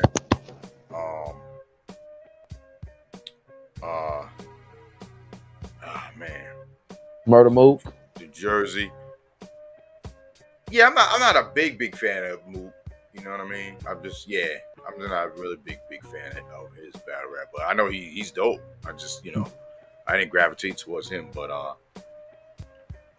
Arsenal the Rebel. Math Hoffa, even though he was doing dick shit back in the day. Yeah. Shout out to Kavion in the chat. I forgot. Drake do sponsor them too, DJ Tyke. Yeah. You know what I'm saying? Yep. So that's pretty big. You know what I mean? Yeah. And I know he was getting hate because they were like, Drake, he's a soft R&B dude. Like, why is he sponsored? Like, yo, he loved battle rap. You know what I'm saying? So, I mean, shoot, let him sponsor. He ain't watering it down. He ain't saying, you should put some mumble raps in here going against each other. You know what I mean? He's putting money behind it. You know what I mean? But it ain't, as long as it's still keeping the authenticity and ain't watering it down. I got one for you too. Before the end of the year, I'm gonna definitely keep you updated on it. But we got the rematch, Cassidy versus Freeway, going down on the Smack URL stage. I'm not. We got the rematch. I've never been a Cassidy fan. You know what I mean, DJ Tiger, with the rematch though, man. Yeah, yo, put the beat on. Right. Put the beat on. No, I'm gonna watch it because I like Freeway. You know what I mean? I like Freeway. Yeah. I'm not a Cassidy dude. I'm not. Yeah. I feel you though. I can understand that. Even the music, like, he was cool, but I wasn't just, it was just preference. It ain't hate. But one of the dudes though, who's ill, bro. Which one? Who you got? Come on, Spawn on his face. Daylight, bro. Daylight. The dude is the truth, man. Loaded Lux is his next battle, bro.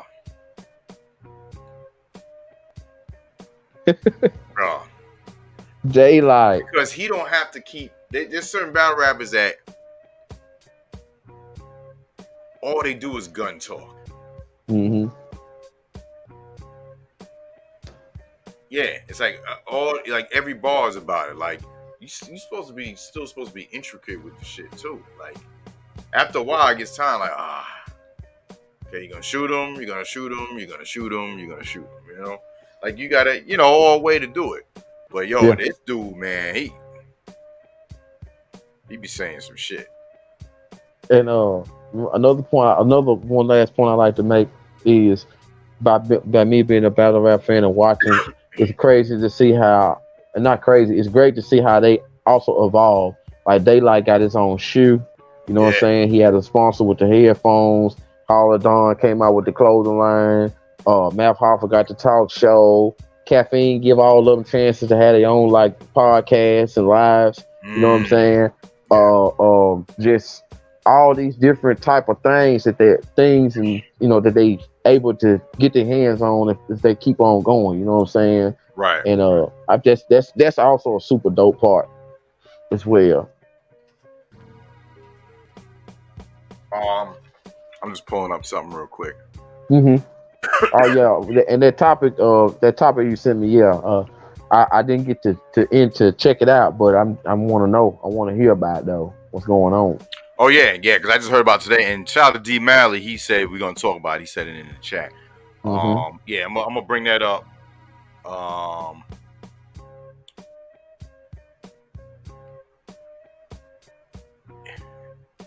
Yeah, there was another dude that rubbed me the wrong way. Disaster. Man. He rubs me the wrong way too. Like I be thinking he's like a little too extra.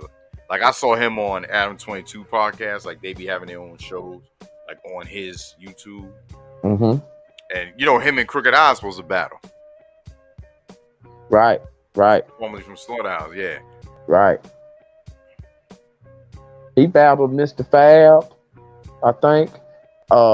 He did battle Cannibals. And that was when Cannibals pulled out the notepad. You know what I'm saying? Hold on 1 second. Hold on. I'll take you down.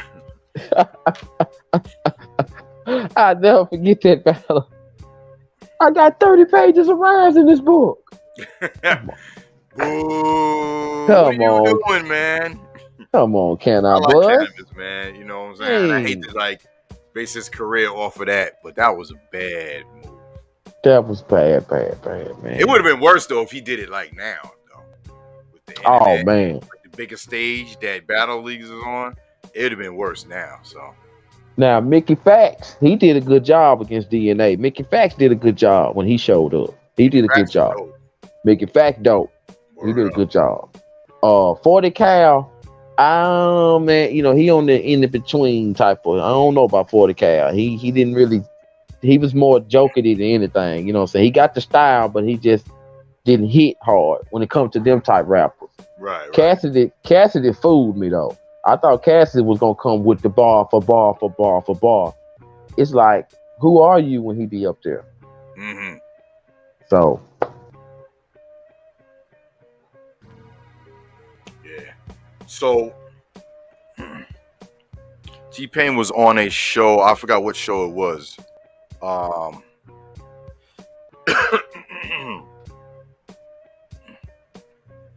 Yeah, Queen City. I saw that. I'm glad Queen City said that. Rozcast and Tidra Moses had twins, and they started Coast Contra.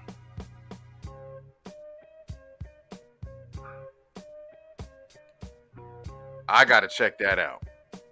I just heard about that, Queen City. Word up. Yeah, I gotta check that out too, cuz. Looking out twin.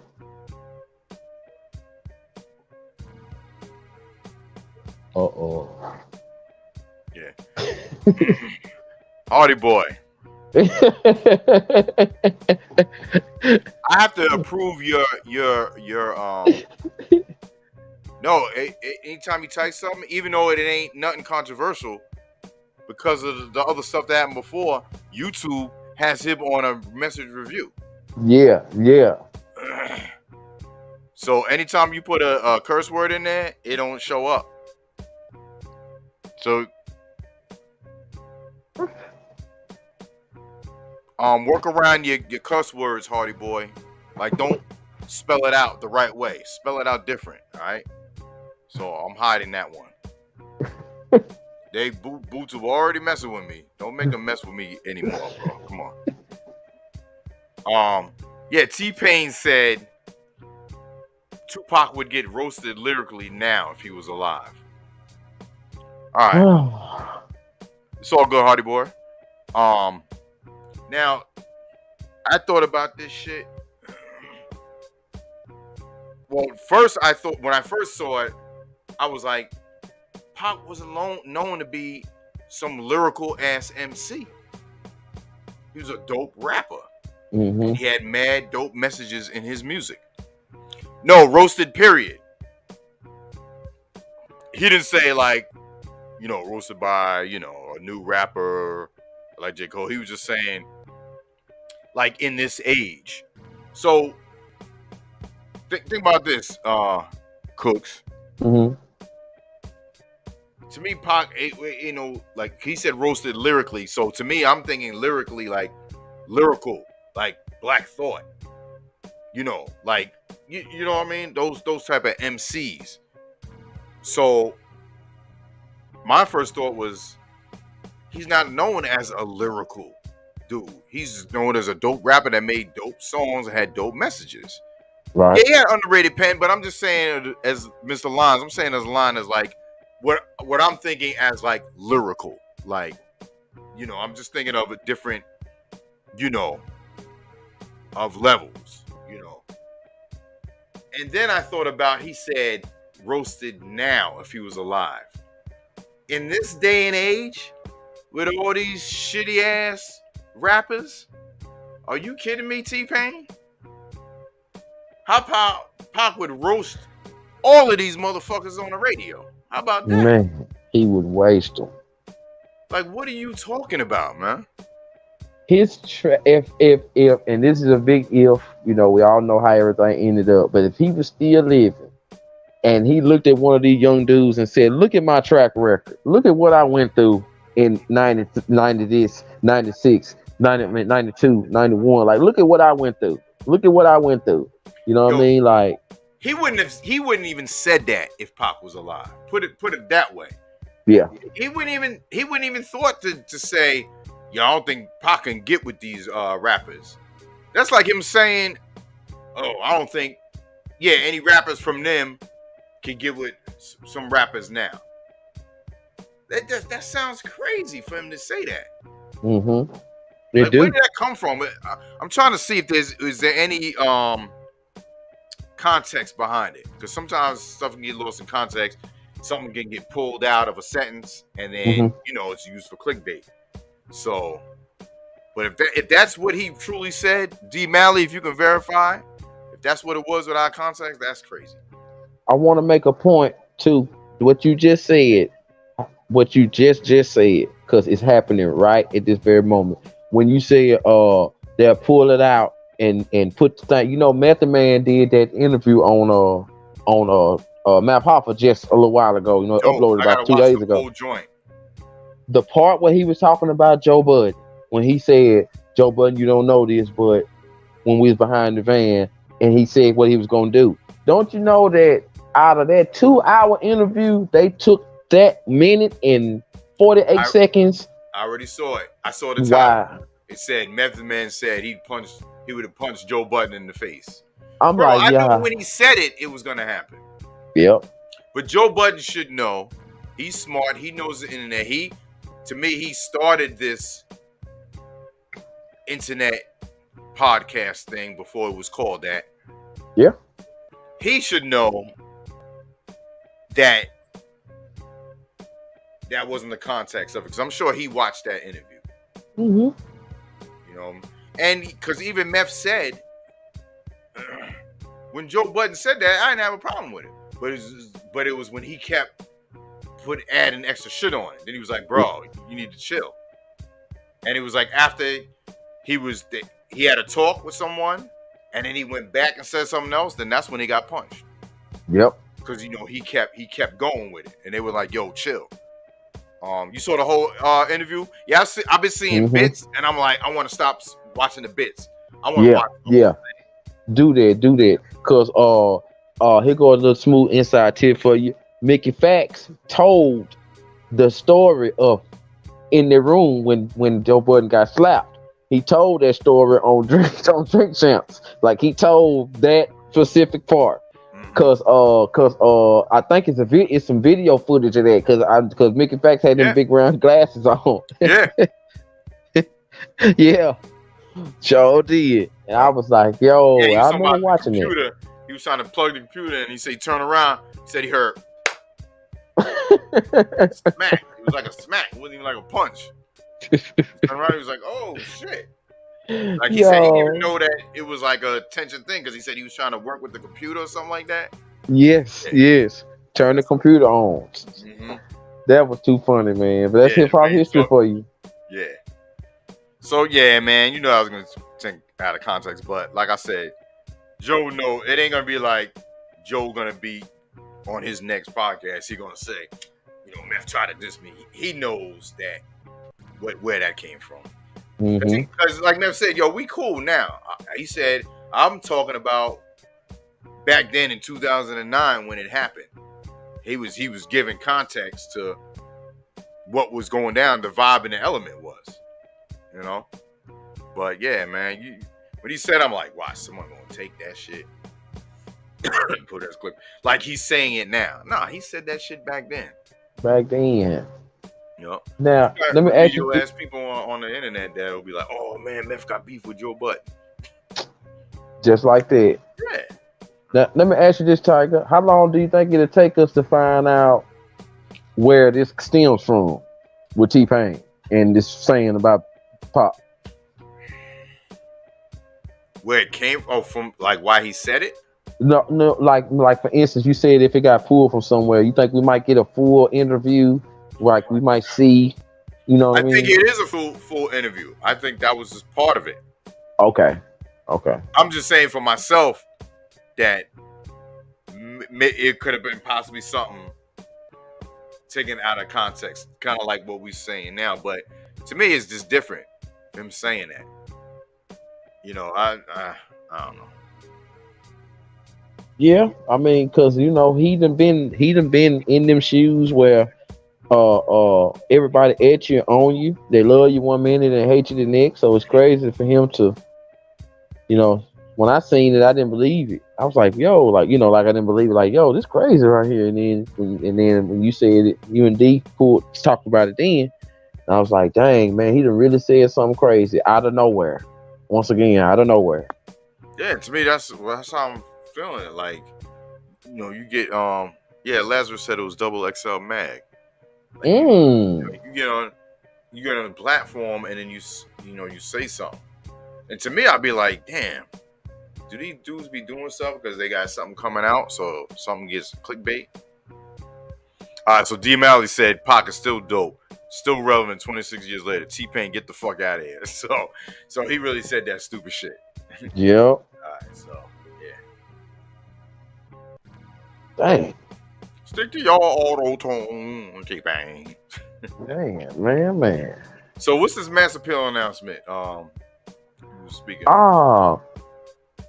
Let me get the paper. Basically, they are Mass Appeal, DJ Premier, Hip Hop 50 Volume 1 EP. It's gonna be 10 EPs, but the first one that they dropping is gonna feature Nas, Lil Wayne, Joey Badass, and Slick Rick. Mass Appeal dropping 10 EPs to mark 50 years of game. So basically, they're gonna have different collabs, you know what I'm saying, with the dopest DJs, you know what I'm saying, the ones we love, and you know, put these collaborations together to make like it was saying then, a 10 EP type of album with just nothing but, you know, the dopest artists on there. You know what I'm saying? Some we ain't had in a while. You know what I mean? I'm glad you brought this up because this shit just made me think of something else that I just added. And I had posted in my community section. This is some real shit. Mm-hmm. Hold on. I'm all ears. Friday, July 15th, this Friday, Nas and DJ Premier, new single. Or is it a whole project? Don't nobody know. I'm like Birdman right now. Waiting. Rubbing my hands together like we getting some good food. DJ Premier posted on his IG a photo of Nas, Illmatic, in the platinum plaque in the studio. Then he panned over to studio, I think it said Studio B, on the door. And you hear in the background Nas spitting over some new track.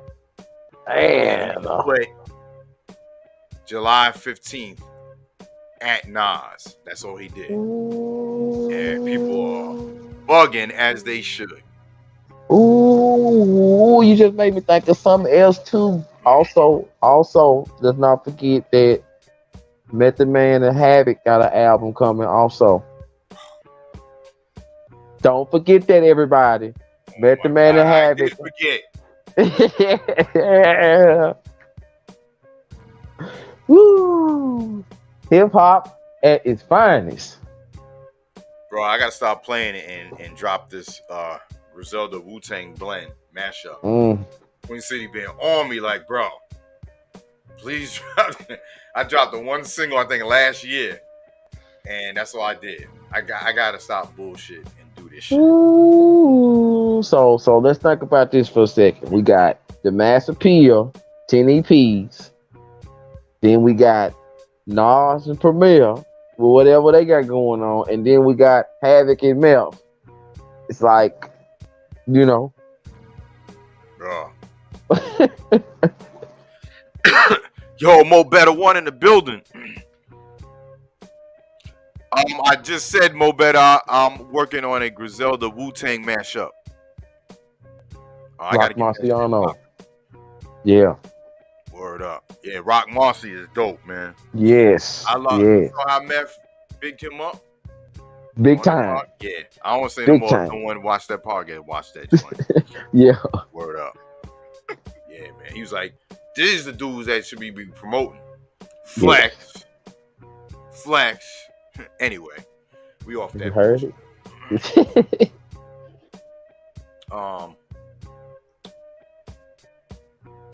Before we get to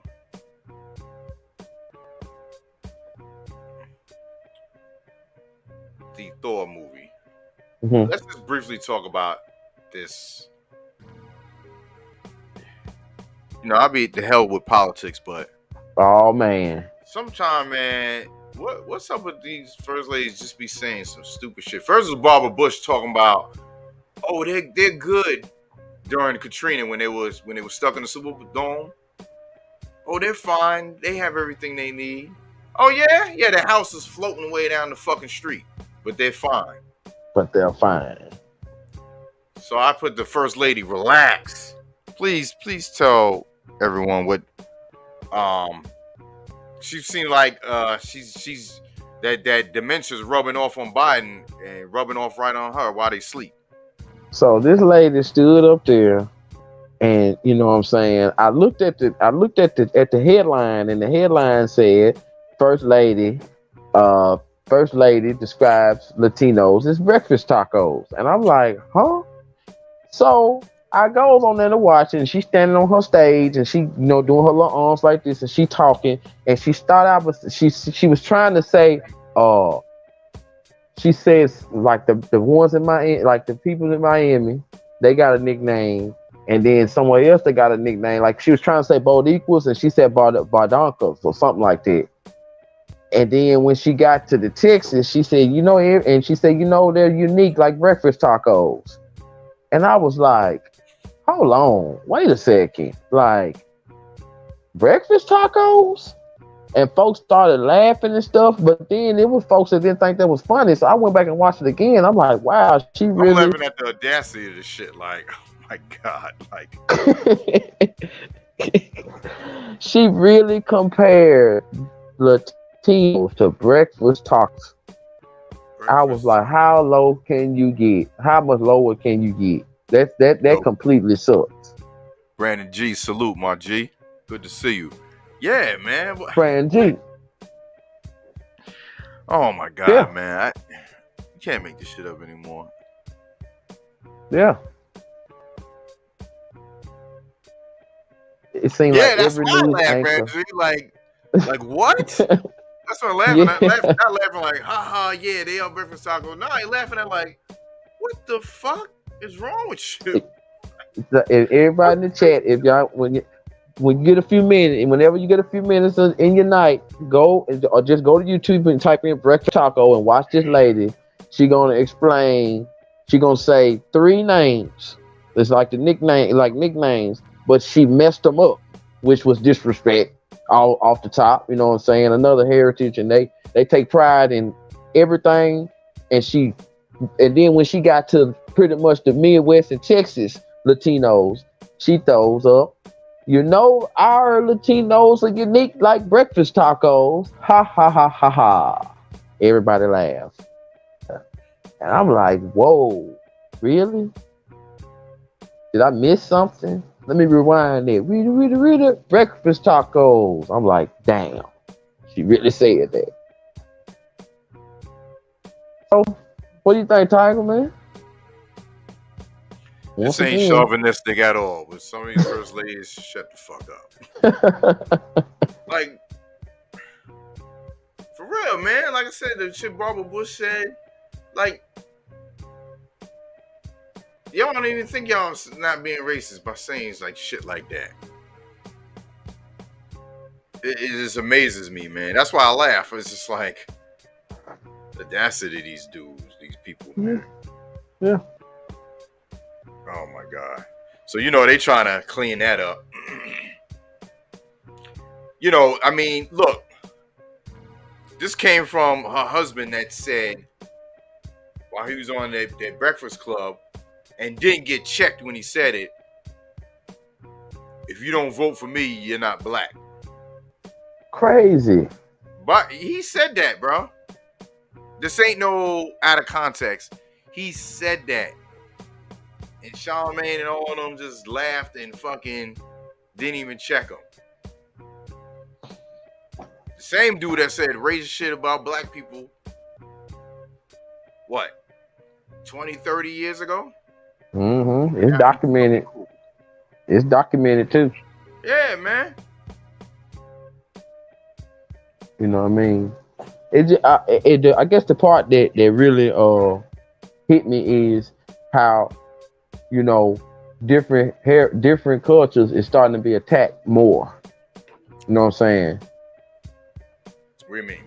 Openly. You know what I'm saying? Like stuff like that. You know what I'm saying? Just like different cultures. Maybe we just seen it more because everyone's recording it. You know what I'm saying? Like, and it's just it's just it's just a shame. You know what I'm saying? Whether we can do anything about it or not, but it's just a shame. You know what I'm saying? That some people go that level, no matter what level they on, they'll still go to a lower level to make people look and listen and hear. You know what I'm saying? And it's up to the people that'll fight back. Got to stick together. Yeah. Yeah, man. So, that dude not to get checked for saying that. That was the most racist shit. You don't vote for me, you not black. Are you kidding me? I ain't vote for neither of you bozos. You are Trump. Fuck out of here. So I guess I gotta stop DJing. I gotta stop playing, all our greats, because I didn't vote for them. So I'm not black, cook. So I gotta tomorrow you'll hear polka mixed with mumble rap.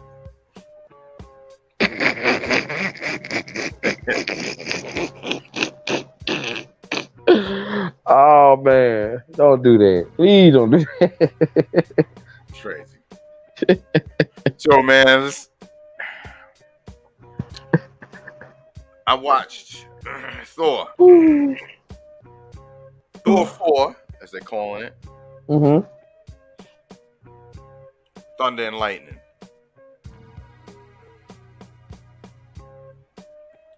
It was good. Funny. It was funny. Don't want to give spoilers away.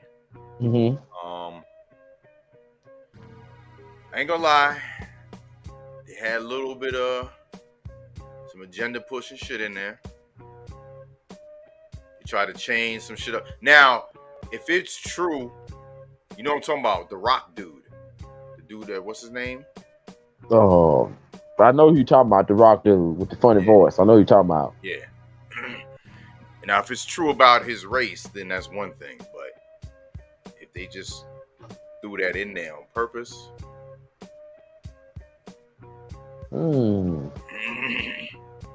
Yeah. Go ahead. I'm sorry. Korg. Yeah. What's his name? Korg. I just feel like I saying, what did I saying like I must have missed? What did I miss? Like I missed something. I don't watch it twice. Yeah. If people say they got to see it, they didn't see it, then I don't want to say. Okay. Then I don't want to put it in their head. I want them to see it for themselves.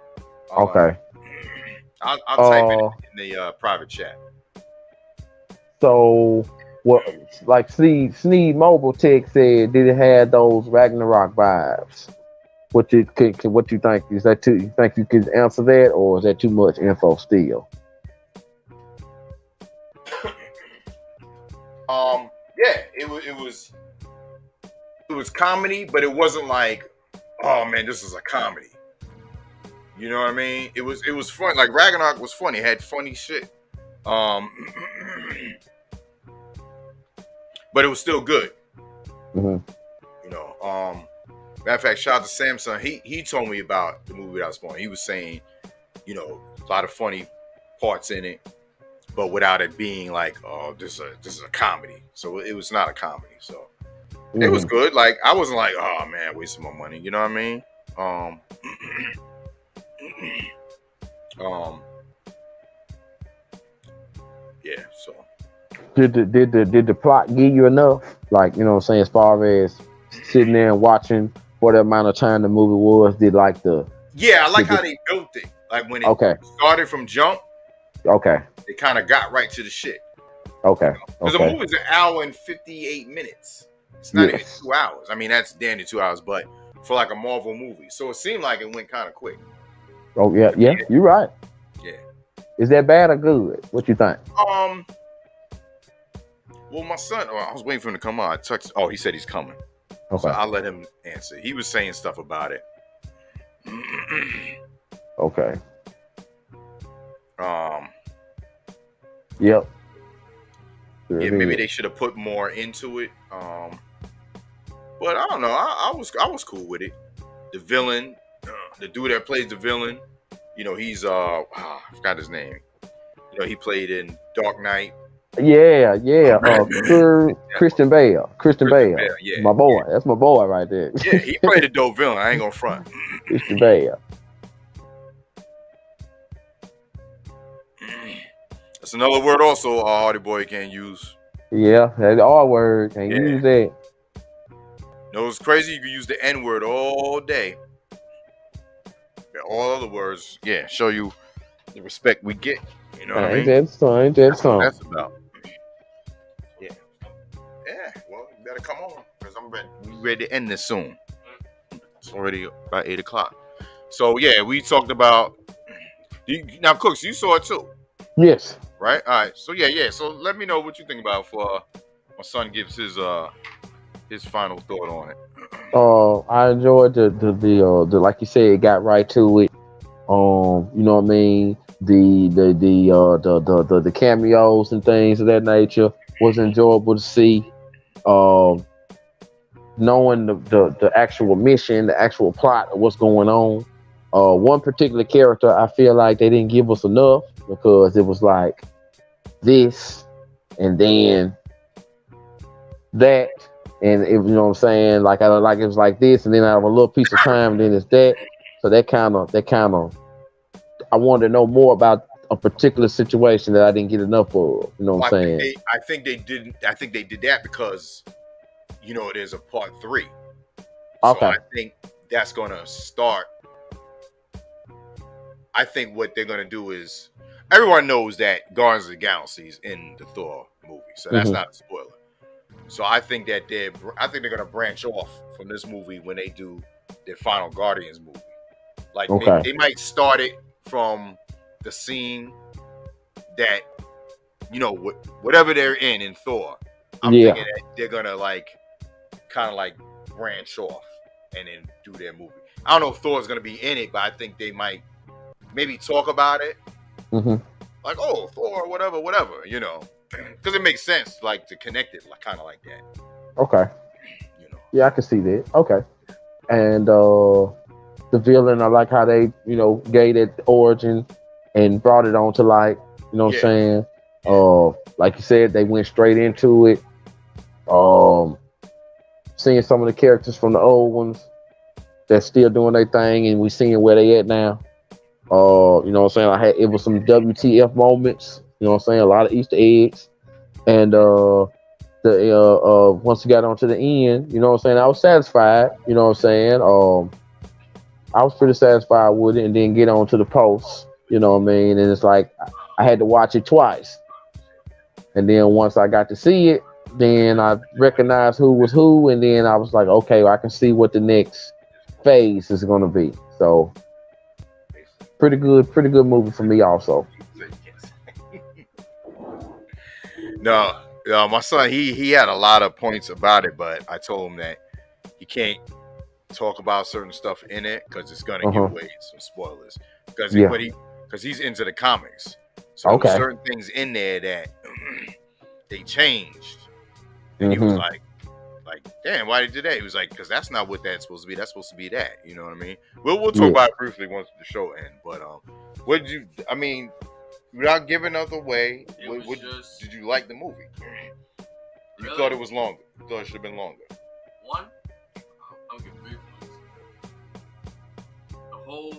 how everything is supposed to go, the movie was supposed to be a horror type,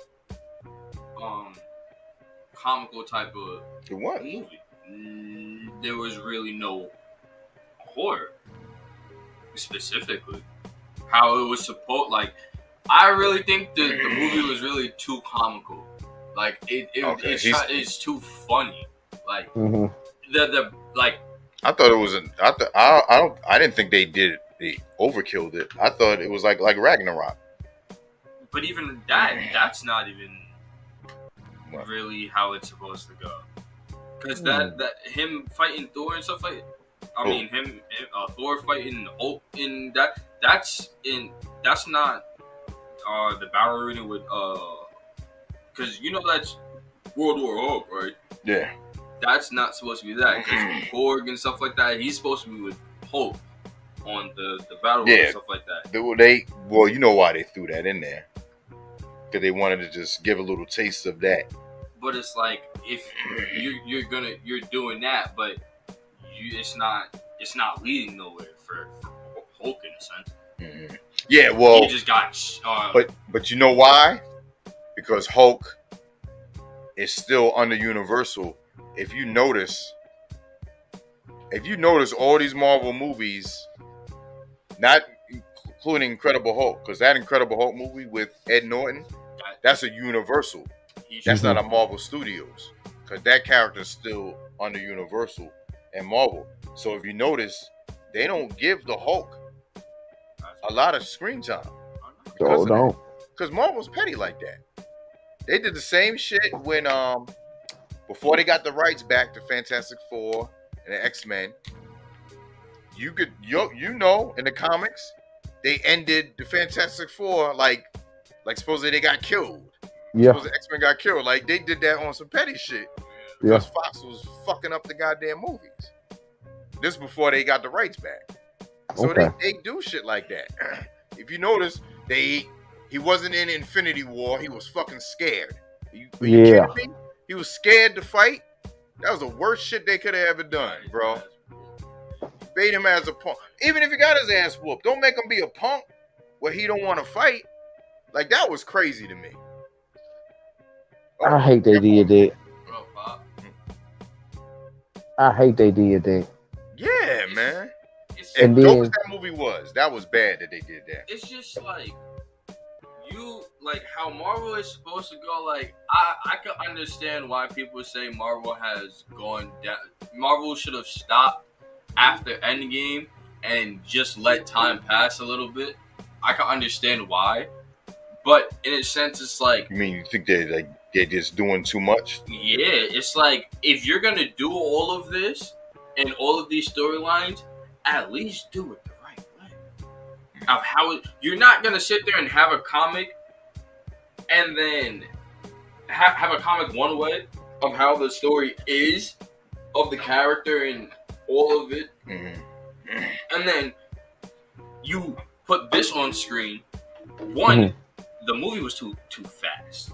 The movie should have been longer. It should not have been an hour and however long it was. It should have been a 3-hour movie. Oh no, I think that's too long for it. No. A 2 hour and maybe 2 hours, 15, 20 minutes. Yeah, 2 hour and 15. I can see that. Minutes. They probably cut a lot out, because you know they do that. Like if that Thor gets released on a DVD, they're probably gonna have extras on it. So they do trim shit. But and I like his point that he said about too many movies being made. They go back to a conversation we had where we was talking about Morbius and how I felt like Morbius was placed wrong because it got put between two mountains and it was just a little anthill. So that was a great point. You know what I'm saying? That you made right there, man, about just too fast and just doing too much at one time. You know, giving us a lot of flying and action and this and that, and thinking that we ain't gonna keep in touch with the storyline, how it really supposed to go. So great point, man. It's like, and they gotta understand, like, all of the, because you got between the TV shows and movies, and they're connecting everything. So it's like, we're getting 4 movies a year, but we're getting specials. We are getting flooded with it. And I'm a Marvel nerd, so I'm with it. I get it, but he has a point with saying like sometimes too much quantity and not enough quality Yeah, hurt the brand. Like, I agree. I ain't gonna lie. Ever since Endgame, the only movie that has really kept Marvel on track was Spider-Man. And that's Sony. Moon Knight, and WandaVision though. WandaVision. Yeah. Cause even we could Multiverse of Madness. Yes. Doctor Strange. Yes. That wasn't even. It was supposed to be a horror. Like, it was supposed to be more horror. They did say that. That was supposed to be like a horror movie, and it wasn't a horror. It was supposed to, like, they just made Wanda like a witch. But scary, but it wasn't like. Yeah, you're right. The way they put it out, like horror movie, we're thinking The Ring or some shit like that. She's supposed to be like there was a scene in there when she was trapped in the mirror dimension, and then she came out the shield, and she was like all bloody and like she was all like her bones were all, and then cracked her like a spider, open. And I'm like, okay, where's I understand that, but it's supposed to be like that. It's supposed to be scary in a sense. Mm-hmm. It's supposed to you're supposed to be like, oh shit. This is hard. Like, all right, yeah, it's scary. You have to like, they're making it too much for kids. Like, you want kids to watch this, but you have grown-ups that've been growing from Iron Man 1, like me, Iron Man 1 till now. You feel me? You not even Blade and all that till now. Yeah. So it's like you have the 20, 30, 40, 50, 60, 70-year-olds that watch Marvel and want it to like how we watch it is supposed to like. What other movie would you consider like a not a horror, but it was frightening in a sense? Marvel movie. Blade. Yeah. You know what? Was one word. Why? Like he said, it seemed like it's being too young in that direction instead of, like he said, transferring it from comics to adults. There's one word, Cooks. You know what it is. Think about it. Why? It's me going that direction. It starts with a D. Who owns Marvel now? Disney. There you go. Oh well, yeah. Disney. Disney. Damn, Disney that bad? Golly. I'm telling you right now, they said Deadpool is gonna remain rated R. He better. No, listen. It is. But I'm telling you right now, if they try to add some extra bullshit in that, I don't think they're gonna let it happen because Ryan Reynolds is definitely basically in charge of Deadpool. He's been Deadpool before Deadpool was born, type shit. Yeah. So I have a good feeling that they won't, because he directed and stuff like that. But I'm just saying, man, if they mess that up, I hope not. They're gonna lose a lot of fans. Oh, another sense. Horror. The last Wolverine movie. Oh, please. All the Wolverine movies. Well, no, not all of them. Logan. You talking about Logan? Yeah, Logan was good. Like when he died, you felt that. I felt it. I'm like, he died? I felt it. And then you hear what she's saying when she's finally speaking. She's like, "Daddy, this and the third, like, Daddy, please." Bro, you felt that. I felt it. Yes, I did. Even when she came out slicing, you see the claws, you see everything. Yo, that first part. Oh my god! I was like, "Come here, girl." She came out of the building. Rolled the dude's head. You saw the knives come out of her hands, and I was like, "Oh, they going here? They going here with it?" All of that. That's how. Yeah. But you see how that's Wolverine. X24. That's how it's supposed to be. Yep. Deadpool is supposed to be like that. Not gonna lie, Spider-Man in a sense supposed supposed to be like that. Mm-hmm. Like, True. everybody felt when Aunt May died, this, that, and third, but you ain't feel it. It wasn't when Iron Man died. Everybody in the babies felt that. Yeah. Watching that, They were like, so there's dust in here. What's going on? like everybody felt that. Yeah, like, man. You right. You sure right too. And Disney, I'm sorry, y'all make Toy Story and all of this. Nobody feels that. I'm sorry. As a kid, yeah, but we're adults now. If you're gonna take over Marvel, you have to do it the right way. You can't. Mm-hmm. You can't really add your Disney sense to it. Yeah, just leave it alone, man. Why you messing up a good thing? Like, You know what I mean? and it's like a lot of stuff is wrong. A lot of stuff is wrong in Marvel. One, Iron Man, Yeah. he should never died this early. Endgame should never have even been this early. The thing with Bruce Banner and that. Oh, you think they should have stretched out the Should have never Infinity been. Yes, Saga? he should. They shouldn't, because one, like, in a sense, the comics. Who is in the Infinity War? You have Galactus, Silver Surfer. X-Men, Mhm. Deadpool, Wolverine, Ghost Rider. You have all of these heroes in it. Yes. So if you're gonna take a comic sense and turn it into now, you can't do that. It's wrong. Like Ultron too. He's too early. Like, y'all could have done something else. You right too, man. He sure right. They need to bring Ultron back and make it better. Like, Yeah, more better. You right. Yeah. And I was like, damn, Fox finally got it right. I think, Yeah. but after that, then now it was a wrap. Then they didn't have the Marvel anymore. Like, I think that was the last movie they did before it went back to Marvel. Which one? Logan. Okay. That was the last Fox Marvel movie before Marvel got it back. And they, when they came out with the First Class, with the young X-Men, I was like, oh, okay. Then Days of Future Past, how they mixed them. I was like, oh, yeah. that goddamn Apocalypse movie. yeah, With the guy looking like a damn Power Ranger fucking villain. lost. I was like, oh, they back to the bullshit. Yeah, they went right back to it. Apocalypse, bro. Apocalypse is supposed to be Thanos level. Yeah. Or even better. He should never have been that small. They had him watered down like a mug. He damn near supposed to He's be an the same external height. too, I think.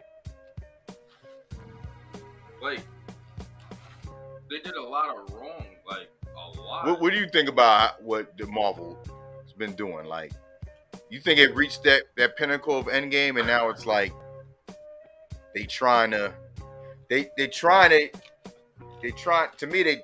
not trying to do the same thing. They're trying to do something different, but the different might not work if it don't work. I agree. I agree with that, and I want to add that you know what I'm saying, like it feels like they putting on for the next generation coming up, because like with us, like you know what I'm saying, with us, and then the young man right there, you know what I'm saying, somebody that's 5 years younger than him might not know the true story. All they gonna know is what they see in the movie, you know what I'm saying, and might not, you know what I'm saying, they might not get into the comics as fast. So it's up to people like us to let them know, you know what I'm saying, like the true story is right here, you know what I'm saying, because some folks did it for us. And it's like, when you see Marvel, when we watch Marvel and them, you know what I mean, I collect the comics as well and the stuff, and it's like you always say, Tiger, they just trying to make money. They making a buck. I mean, they getting it to us, and no matter how much we complain or put the tweets up there and all that, they still keep giving us everything, like you said, quantity, and ain't giving us the top quality that we should have. You know what I mean? Sony's a part of it too, because they ruined. Oh my God, they ruined Carnage for me. You know what I mean?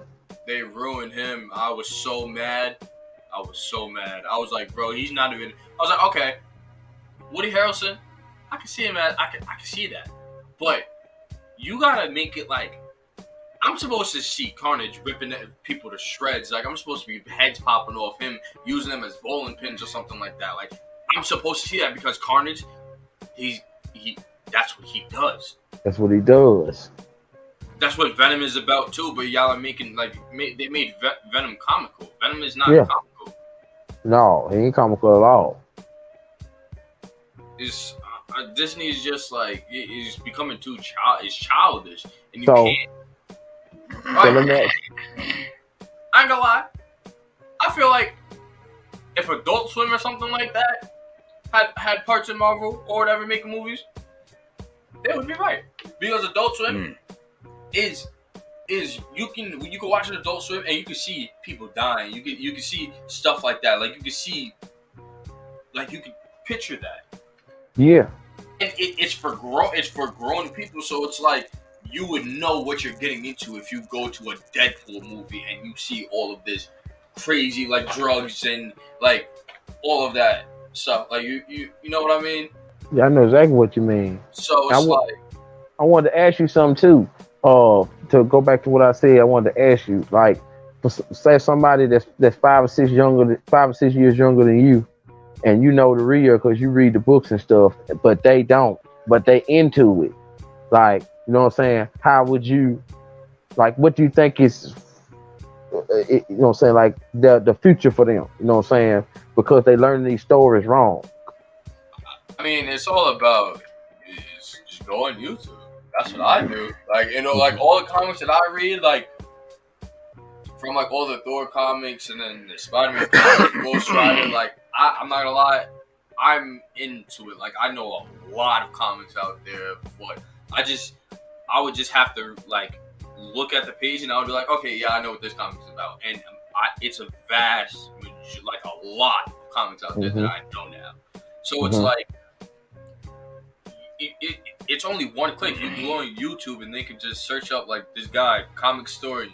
He has 3, 4 hour, 5 hour long episodes of every comic about one particular person. Like Thor, I know you're talking about. 3 hour comic, a 3 hour episode you can watch on Thor from. What's this guy? Comic story. The comic story. I know about him. Hey, let's go. We're gonna get into the story. I know exactly what you're talking about. And his voice and his like you can like feel like he's a good voice actor. Like reading, like he's a good voice you can listen to and like get how he's good at it. Yeah, you right. That's all it is. Somebody has to do. Honestly, if they don't like how Spider-Man is being portrayed, you can always watch comics on him of how he's really supposed to be. Yeah. From all the way from Spider-Man 1 to Superior Spider-Man to Captain Universe Spider-Man to anything like Ben Reilly, Miles Morales, anything. That's a big thing, like Cooks, and I know you know that too, about, like you said, they change up. What you've been reading the comics for years, and they do a movie, and it's like, yo, you have the story right here. Why are you changing it? Like the people that don't read comics, they ain't gonna be like, oh, this is not wrong. This is wrong. Why you changed it? They're not gonna know. They're gonna think this is real. So the wrong shit they thinking is the real shit. Yeah. I don't think they really sit there and think like, oh, well, we have a comic on Thor and Thor and stuff like that. Thor's like this and Thor. He's supposed to be pictured. Okay, he's killed Thor. Why nobody thinks, okay, if he's like this, why dumb it down? Why is he not like this on paper? It's not hard to put what you see on paper on the screen. You know what? That's why a lot of people like more of these other superhero shows, like The Boys. I love The Boys. I ain't gonna lie. You know what I mean? Invincible. Like when someone as powerful as Superman punches you in your face, his fist is gonna go through your head. And it's blood and brains all over the place. Like real shit. Like, and it's like they have a good portray on things, and it was like invincible. Like if Superman was to go bad, like real to a sense, like just go nuts. All that prep time, Batman, you're one swipe to he's gonna pick you up and he's gonna slam you, and it's like you're dead instantly. That's what's gonna happen in real life. It's like Batman's not surviving that. I'm sorry. Yeah. His head off of his shoulders, his arm one place to the other. Wonder Woman, you're caught. You're getting ripped in half. Like y'all can't do anything. And it's like I like how other comics that they're doing, it portrays that. It's like, bro, this was what happened in real life. If it was Yeah. down. Yeah. Jeff Rock, I think the MCU needs to make better stories, stop pandering to the social justice warriors and the woke community. Movies are getting whacked. Yeah. Yeah, man. Yup. Same with that and the Star Wars, man. Man. Oh Lord, that's a whole different bucket right there. Barrel. Yeah. We know. Y'all wanna before we get out of here, man, just once again, man, shout out Grap Lover, man. The whole family, man.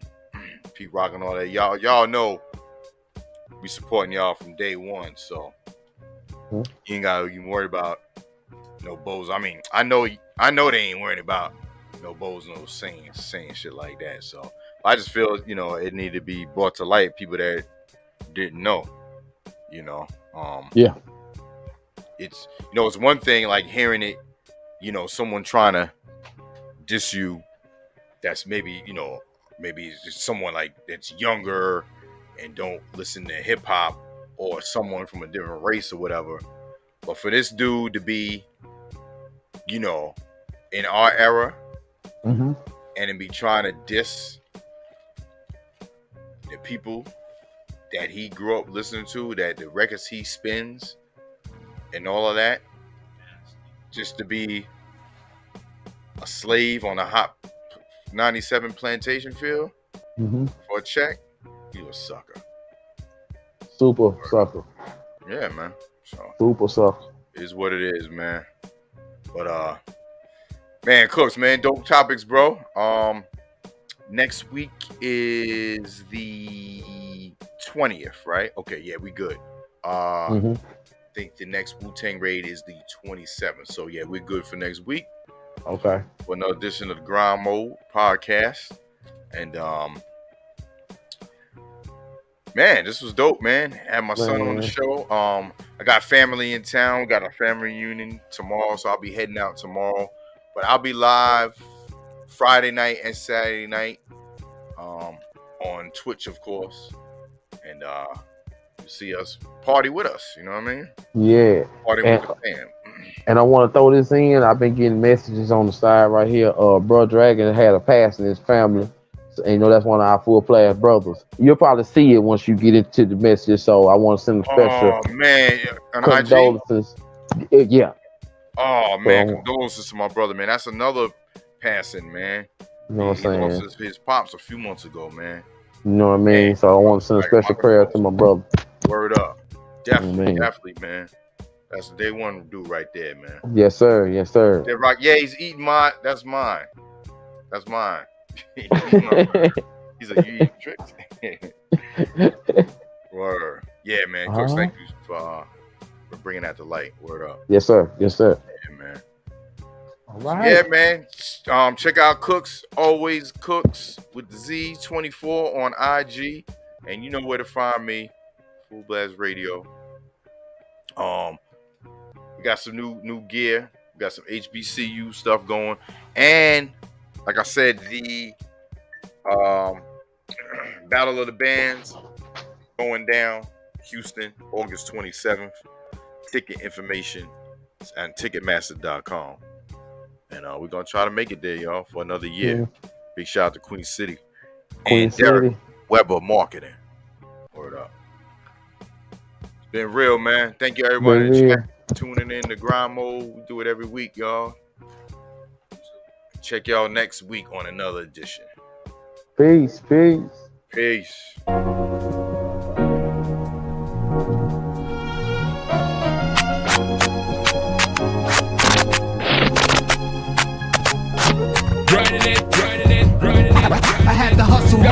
never give up.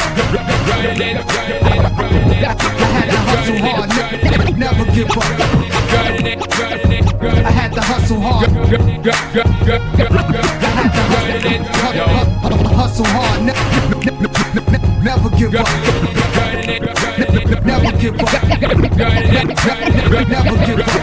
Never give up.